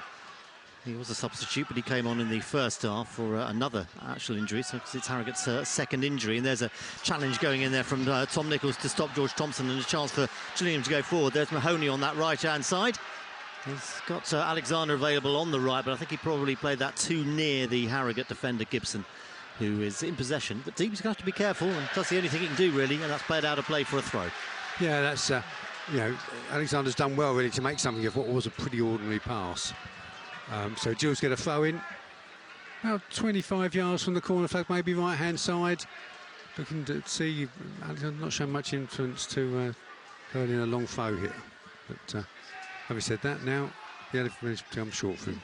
It does go short. The two on the same wavelength at all. Anderson played that towards Mahoney, who played that a little bit further down the line. Alexander had not made his run, and it goes out of play for a Harrogate throw. Yeah, that's disappointing. Yeah, it doesn't help build momentum. I think we've got to be hoping that this is a one-goal game, and that one goal goes into the Rainham end. But to be fair, thus far, both teams finding it very difficult to make much happen. Exactly, and they do. That's been cleared. First, yes, quite convincingly, but not with any sort of purpose to it in an attacking from the edge sense. zone box, one bounce through to the Gills keeper. He wasn't messing about with that one. There's OG to Connor Masterson on the right-hand side for again. The This is the situation still. Masterson, do I hit a big diagonal? And if I do, who do I hit it to? So all those options were stopped, wouldn't they? Oh, good grief. That's the Sean Williams puts his hand up in the air to apologise there. Neil Harris pointing out which player he thinks he should have passed to, but I think it wasn't Malone, it said. So I think he was hoping there that he was actually going to play one down the channel left side for Jaden Clark. Well, there's Sims forward there towards Armstrong, and there's Odo's got a chance to try to feed that one through towards Armstrong. Too much weight on it, really. And back to Jake Turner, the Gills goalkeeper. The game, understandably, hasn't really got going after the injury. It hasn't, but to be fair, again, like in the first half, if Odo's technique is better, he just passes that through to Armstrong. He's massively overhit it, thankfully. Crowd getting a little bit frustrated. Wanting to see Gills on the front foot, putting Harrogate under pressure. But to try and stick with it here. Well, that's a pretty good play there from Malone on his left-hand side, just to use the sort of power and alertness to stop it getting towards Civvy. Here's Odo now trying to go forward, trying to play a ball forward there towards Civvy, but it goes back through to Jake Turner, the Gills goalkeeper, and there's frustration. They're just saying, come on, get an attack going for the Gills. We've got, well, let's say 7 minutes officially, more like 17 to 20 minutes probably of this game still to go, and OG plays that over to that right-hand side. There's Shea Alexander. And he gets that one all wrong, although he didn't really have any further options, really, but in the end just lost control of it a little bit there. Levi Sutton Trying to get the ball away there from Williams. Gillingham get the ball back there with Jaden Clark out wide to the right-hand side. I think Clark wanted a return pass. They've kind of got it as much as we can, try and stick with the players here.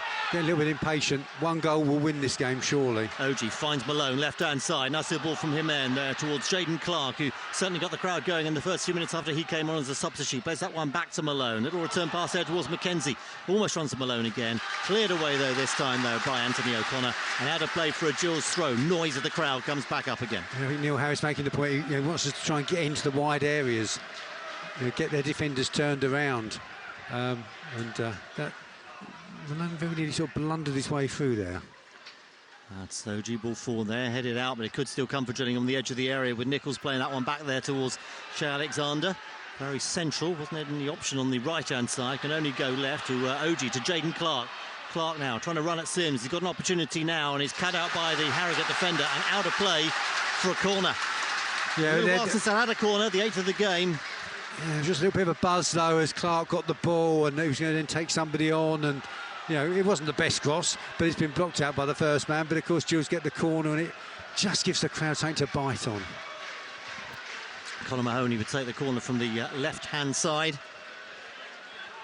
Staying back for Gillingham are the full-backs. The centre-backs have all gone forward, adopting, if anything, a more far post position. Mahoney gets it in. It's cleared away, though, by the Harrogate defence. Comes to Malone. It's Clark. They're all shouting shoot. That option probably not available. Comes to the right-hand side to Mahoney. And it's cut out by a Harrogate defender who didn't know a great deal about it, but it was effective enough. And it gives to Jules another corner on the right-hand side. Yeah, Jules, though, just starting to ask a question or two of this Harrogate defence. It would be very easy for Clark to get excited and pull the trigger. Instead, he's played a nice ball to Nichols, and his attempted low cross cleared away unconvincingly. Crowd are involved, atmosphere. Just building towards perhaps that one moment to win the game. Got no sort of ring of roses going on in the centre circle. In it goes, the corner then from Mahoney on the right-hand side, headed back into the danger zone. It comes almost there towards Alexander, and the referee is blown for a free kick against Gillingham. Free kick to Harrogate inside their own penalty area, and now James Daly will be coming on for the last substitution window for... I was going to say for Harrogate Town. I thought they'd already used 3 actually, but... perhaps with the confusion of the injury, but I've got down they've made one on 40, one on 67, and one for the injury. I think that's not an unreasonable observation. Whether that counts as a concussion injury and that allows. I suppose it could be. That's an true. Additional. Yeah. Well, if that's the case, that would mean both clubs can actually make 6 subs. I mean, whether they necessarily want to, but the option's there. The player coming off is Matt Daly. He's substituted by James Daly. Not going to do exactly the same role. Yeah, well, Daly's going to go on the left-hand side, and Odo is going to play a more central role. So we've got 3 minutes to go. But I think that there might be a bit more than 3 minutes. Yes. Crowd want Jake Turner to get it forward quickly. I think he's fully quite right. Yeah, we need to build rather than just launch the ball forward. That's Malone forward there towards Naddison, but it's dealt with fairly well at the back by Harrogate Town. There's Sean Williams. Jules again building up, and then Masterson hits the big diagonal. I think that defence made a horrid make of that. Well, this could be an opportunity now because he finds a ball into the Nichols offside there. Yeah, Nichols had gone offside from the pass from Malone, and Harrogate will get possession back. Yeah, I think no complaints there, unfortunately. I mean, the defender's made a horrid mess of it. To be perfectly honest, he's a bit relieved, I suspect, that the header from Malone found Nichols offside. But again, there, Jules resourcing into the diagonal, which I'm not sure that's going to bear too much fruit. Well, strictly speaking, we're now in the 89th minute of the game and it's 0-0. But as we mentioned earlier on, the long injury stoppage to Falarin for Harrogate Town, and we send him our best wishes. Means that we do have quite a considerable amount of the game still to go. It's cleared long there by Turner, up there towards Nichols, but it's dealt with at the back there by Harrogate, and Armstrong will just chase as he has done most of this game. It's cleared by Turner. Well, I must say that could have gone horribly wrong, could have been picked up by the Harrogate midfield. It's played forward now, nobody on the end of it. And OG, got to be careful there, being put under a bit of pressure by Civi. Stayed calm there, to be fair. Yes. He could easily have panicked a little bit and just tried to whack it anywhere. Now there's Malone, he's trying to Naddison into a bit of a run. Nichols on the left-hand side, plays that one into Clark. Clark back to Nichols. He's also got Mahoney trying to make himself available for a run, but it's cut out though by Harrogate. That's Jeremy Civi in possession now, out wide to the left-hand side there towards Liam Gibson. If it's still important that Gills, we keep a shape, don't get drawn into something because the crowd want us to get forward and give away something silly here in the latter stages to Harrogate. It's been played around the Harrogate back four. We're at the point now where we're nearly at the 90, so we will see the board in a minute, and that should confirm how long we've got to go. And then, of course, the number will be so long, there'll be extra minutes added to that. Well, I make it, we've got less than 10 seconds of the 90 to go, so... the board is being prepared. And here we go, what around 15? 13 minutes of stoppage time. We'll be finished at least 6 minutes past 5. Okay. Well, plenty of time. It's probably not the day that the players would have wanted to have a board saying 13 additional minutes. Yes. Goes through the middle looking for Naddison, that ball from the back from OG, and Harrogate will try and clear that one. Civi trying to run onto that one. It's not going to get to him first. OG he'll touch and then possibly is fouled, and is fouled. Yes, it's going to win a free kick. Goal, that Crabble, third one of the game. Are Dover back in it, Matt Gerrard? Yeah, we've had a third and fourth match. Now Dover 1, Weymouth 3. Joel Rawlinson with a beautiful goal on 86 minutes. Went through the Dover defence, drove it in. Dover just got their first goal as well. Cross came in. Roman Charles Cook with his second goal of the season, arriving late at the back post to slot in. Too little, too late. Both sides down to 10, but it's still Dover 1, Weymouth 3. Matt, thank you very much for that. It was Chatham 1, Cray Wanderers 4, but Cray have just scored a fifth to extend that 4-goal lead as well. Could it be consecutive 5-1 home defeats for Chatham, having started the season with 5 consecutive wins in the Isthmian Premier? Harrogate on the attack here. With James Daly trying to get on the end of his own pass, actually, to beats... Alexander for it, yeah. I mean, here's Naddison's chance to use his legs. He gets that on the right-hand side, but Gibson is just about equal to it and gets that one back to his goalkeeper. So Harrogate clear, but into touch. So that's going to be a throw to the Gills on the halfway line. Yeah, and the crowd doing their best to get behind the side, knowing that we've still got over 10 minutes to play yet in this game, and just maybe one chance could be everything in this match. That's a good ball. Malone, ball forward there towards Tom Nichols. Just tried to get it into his right hand with the instep.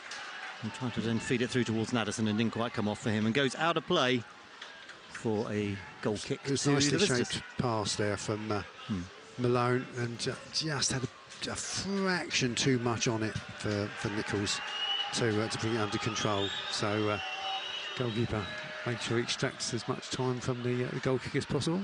Still waiting for Gillingham's first shot on target? I'm afraid we are, yeah.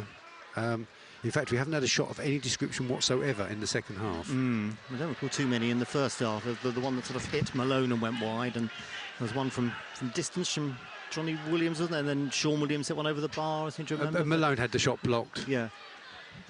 Which was when it looked like it was going to open up. But, having said that, the visitors... have had the one shot on target the visitors had early in the second half is the only shot of the second half so far by either team. There's a player a long way offside. And OG will just head that one back to his We've got a hope for Gillingham. In the 10 minutes to remain, Gills can find that one shot for that one goal, and everyone will go home happy.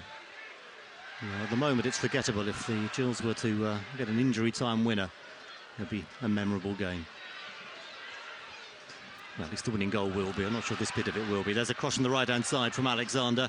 It could still run for Malone on the left-hand side. He keeps it in play. Could be an opportunity. Gets a first-time cross in. A little bit too deep and headed out of play by Gibson, who puts his hand up and realises there are better options, but it is another Gills corner. No, he's done absolutely the right thing, the defender. He doesn't know what's going on behind him. If he brings that down and someone nicks it and scores, he looks an absolute idiot. So he's done the right thing for his team, but obviously a bit of a freebie corner. The crossing there from both the right and left hand sides, not really of great quality. Bit of a gift corner we've got here. 94th minute of the game. We'll go to at least 103, and the corner comes in there from Mahoney from the right-hand side, and Sutton head that one, but more towards goal. There's a scramble, could really go anywhere. Where's it going to fall for? OG is there. Another shot comes in. It's Nichols. Has it actually got in? It has got in. It's Sean Williams. Gillingham score in the 94th minute of the game. The rest of the game you can forget. If that's the winning goal, and if that's the goal that puts the Gills top of the table tonight, you'll remember that goal for a long time to come. A scramble, a scrappy goal. They all count. Gillingham 1, Harrogate Town 0. Goodness me, really a bit of a freebie corner. Goes in there, heads up in the air. No one can really clear it. It's a bit like kids' football. Everyone's having a kick at it. Someone's going to get the right contact. One attempted shot gets blocked, and it sits up nicely for Williams from no more than 3 yards out. And suddenly it's the best game I've seen in ages. But now we've got a job to do. Yep. You know, there's still 9 minutes to play, for goodness sake. Plus a bit more stoppage time. So, you know, out of absolutely nowhere, really, Gills finally have a shot on target, and it's a goal. And if we can get off the pitch for a 1-0 win, this could be a huge result, because, you know, come the end of the season, no one will care how the game's been played. It's a results business, and if we can really, having not played that well, struggled, but get one shot on target and win the game, you know, it will be a huge 3 points psychologically for the club. Sean Williams making his way back to his own half. Looks like a man who's just run a marathon, but it goes out of play on this near side. And Harrogate in possession. As you say, 9 minutes for them to get back in the game. And well, I mean, we could probably work out what the league table is going to be, because I think that would put the Gills top of the table. Notts County and Milton Keynes was level when I last saw, but we'll look at that in just a moment or so. And let's make sure we get the job done here first. Let's not worry about that. Yeah, you know, then we can worry about where we are in the you know, the live league table, which I'm sure that Matt Cole is all over it. And the fans think we're going to be top of the league, that's for sure. But we've still got a job to do here. You know, I'm sure Harrogate will feel they've perhaps been mugged a tiny bit in a game of almost zero opportunities. You know, one slightly fortunate corner, an under-9s scramble in the goal mouth, and Sean Williams in the right place at the right time. So, the second would be lovely, but just hold on to this. I mean, let's make sure. Just worry about the one for now. Yeah. I want this to be a one-goal game now. Well, absolutely, but it might not be, because it's Civitan. No, he's not going to get on to the end of that one, Civi rather, and it goes through to the goalkeeper. All I was going to say was, I'm not mentioning live league tables, because by the time this game finishes, it will be the league table. Right, it is. But the other game's finished. Gills fans in tremendous voice, and people are walking out saying, you know, what a tremendous performance, what a tremendous result. If we get the 1-0, that's the nature of the beast. But you know, we just want to keep our concentration, make sure we see out these last, well, as it is now, 6 minutes plus stoppage time. We're going to see a bit of time wasting now, possibly going to 5 at the back. We shall see. Oh well, Maxima is being prepared. That will be Gillingham's last substitution window, and Mahoney is coming off. Yeah, I don't think that's going to be a straight swap somehow. No. I don't think we're going to see I've seen Max play up front. I remember one from an evening game here where Mr. Cole suggested it'd be a good idea, and then we saw why it wasn't a good idea. Well, certainly one thing that's for sure is he's not going to be playing right wing. No, I think that you know, he's come on very much. He's having words with the Masterson and OG. I suspect he's going to sit as the central man in the free at the heart of the defence. It's now cleared away by Mark Oxley there. A little bit of impetus now on the Harrogate side, but they're all exhausted. Bit of a collision between Civi and Shadrach OG for Gillingham. And Gillingham try and play that one forward, and I just want to get possession back. And, well, that's a good play there from Malone. Goes out of play, but uses up time. I looked at a stat earlier on. Obviously, we know Gillingham won the first 4 league games of the season by a 1-0, and this could be another one now. If Gillingham score the first goal in games, they don't tend to avoid winning them. Only twice in 2023 have they gone 1-0 up and not won, and both of those are actually fairly credible draws. And one will draw against Stockport here, and a 2 will draw away to Bradford City. They don't lose when they go 1-0 up, certainly. Well, let's just make sure we maintain that, and hopefully with about 4.5 minutes plus any additional time, closing in on a pretty valuable 3 points this would be. And here's Sims on the right-hand side. Gets it over towards Armstrong. And there was Daly trying to run in on that at the far post. And it looks like Gibson has not kept that one in play, or the crowd would suggest, no, it has stayed in play, or the crowd perhaps suggesting it hadn't stayed in play. But it's a chance now for Harrogate. They're going to struggle to break down the back five for Gillingham now. Goes towards Armstrong, gets a header towards goal, and it's cut back in, but only into the safe hands of Jake Turner, who took a couple of touches and then is just holding on to the ball to use up as many seconds as possible. A couple of times there we just sort of were officiating the game for the ref. There was going to be a throw-in, and it wasn't, and then the ball's going to go out for a goal kick, and just switched off a tiny bit. But fortunately, the hook back was into the left mitt of the Gills keeper, and we've now had 9.5 of the 13 minutes. Well, it may well end up being more than that because of the goal, of course. There's Clark, Jaden Clark, can't keep it in play. It goes over the advertising board, but it's going to be all right, and a challenge going in there from Tom Nichols to give Harrogate. That was an experienced challenge from Nichols. Yeah, he knew what he was doing there. Yeah, that's just... oh dear, it's a foul, ref. I'm ever so sorry. There's a long ball which goes towards Armstrong for Harrogate, won well by OG, and now with Shea Alexander on the right-hand side. 10th minute of the 13 of stoppage time. 13 at least, minimum of 13. But Alexander goes towards the corner flag and wanted to stay there and can't keep it in play. Goes out of play. It's going to be a goal kick to Harrogate Town. Yeah, just really trying to run a bit of time out of the clock there. And, at the start of the additional time, very frustrated crowd, no attempts on goal. At the end of additional time, possibly Gills 1-0 winners and top of the league. What a strange game this football can be. Well, Gillingham will be top of the league, having scored 5 goals in 7 games, which will be... It takes rare. 1 goal to win the game. Well, as it was pointed out to me at the press conference this week. Sean Williams is... Oh, he looked... OG's got the man of the match award? Yeah, well, I suppose he made one crucial challenge in the first half. And to be fair, it's quite a tough decision, I would suggest, to be man of the match, unless you give it to Sean Williams because he scored a goal. Yeah. Well, and I think Sean Williams has also done a very good job in the centre of midfield as well, as indeed as Mackenzie. I apologise, I haven't probably mentioned as much as I should have done, but it's a throw now on the left-hand side for Gillingham. And Malone taking a few yards, but not checked by any of the officials. Harrogate win possession back. Good challenge from Sean Williams. Absolutely, in the right place at the right time. Hasn't got much energy left in those legs, but found them certainly on that occasion to stop Harrogate going forward. And there's Malone, a long ball forward there. Towards Nichols, comes to Jaden Clark on the left-hand side.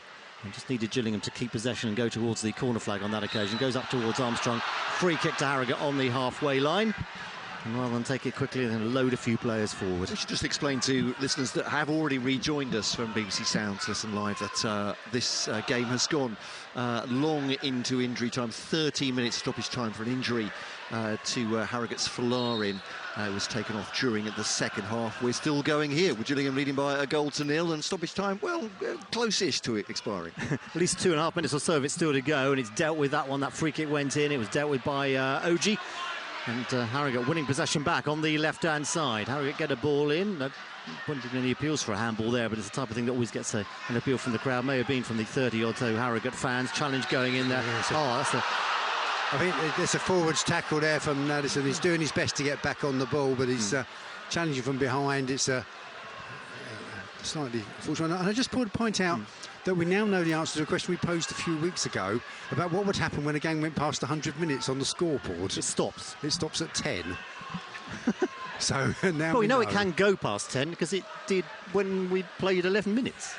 Just need to zoom out a little bit, I think. Yes. What do you do? Oh, there is another number to the fingers? right-hand side. Yeah, that's right. Yeah. It's mainly a visual gag. I do apologise for that. There's a free kick for Harrogate. Could be a crucial one as well. Gillingham need to defend it here. By the way, Tunbridge and Dover's game has both finished. They've both lost at home in National League South. That's the 13 minutes up. So 104th minute of the game, and this is Harrogate's last chance to get a point from this game. And it's a direct free kick for that foul by Ashley Addison, and it's floated in towards the far post. Well dealt with there by Conor Masterson. Harrogate, though, do get the ball back. Everybody forward for them. There's Levi Sutton, and it's well run there. Here. It's a chance now for Ashley Addison. He's going to go straight through on goal or go towards the corner flag, but it is a one-on-one. It's saved by the goalkeeper. Still comes for Gillingham, though. Connor Masterson right up. When you're 1-0 up in the 104th minute, you don't expect to see your centre-half up that advanced up the pitch, but there he was, Connor Masterson. Just go in the corner. Just use up these seconds there. There's Clark. It's Jaden Clark, and it's a touch from Harrogate, and it goes out of play, and the referee will... It's a Harrogate throw. It's right by their own corner. Yes, Harrogate throw goes forward there, and it's OG who now collects for Gillingham. Long ball forward there. Can Nichols try and keep that ball by the corner flag? He's Keeps it well. in play there. There's Jaden Clark. Just keep it there. Nichols is still in a heap. He gets up there. Just use up these last few seconds around the corner flag. They all sort of fall on each other. Goal kick. The referee's given a goal kick. He thinks it's gone out of play. And he's very near it, so I suspect it did. Well, we're past 14 minutes of additional time now. So, anytime you like, ref, please.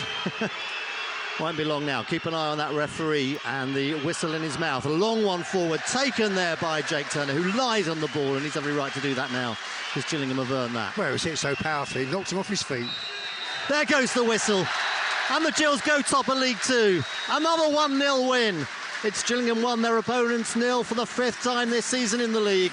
And it's Sean Williams, who in the 94th of the 105 we eventually played, who's won it. The players are absolutely exhausted. There's no mass celebrations. There's no energy left for that. But the Gills have won it. Not a game of masses of chances, and that doesn't matter because they all count. It's finished here at the Priestfield Stadium. Frantic end to this game. Gillingham 1, Harrogate Town 0. Well, it's a game that will not live long in the memory in terms of what happened for 90-odd minutes. But the important stat is that tomorrow's papers will say Gillingham 1, Harrogate 0. We've created almost nothing at all, and then one big scramble in the goal mouth, falls for Sean Williams to tuck away. Yes, to be fair, Addison probably should have put a gloss on it, and how absurd it would have been if Gills had won 2-0, given the chances or the lack of them were created.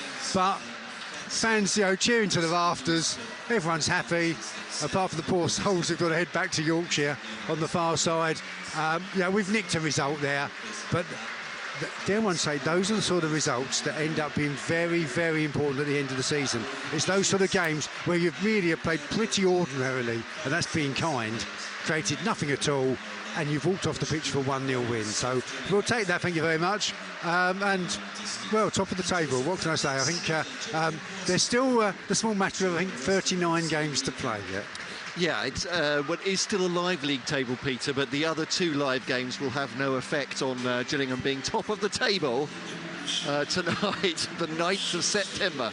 Mark it in your diaries. The Wild Sports will play right now. Gillingham having won this game. Well, we might have seen the good, the bad and the ugly side of Gillingham this week, but they are top of League Two. Let's quickly go to our other feature games. I don't think quite so much excitement or quite so much fun for Tunbridge supporters at home to Taunton Town today in National South. Matt Eastley.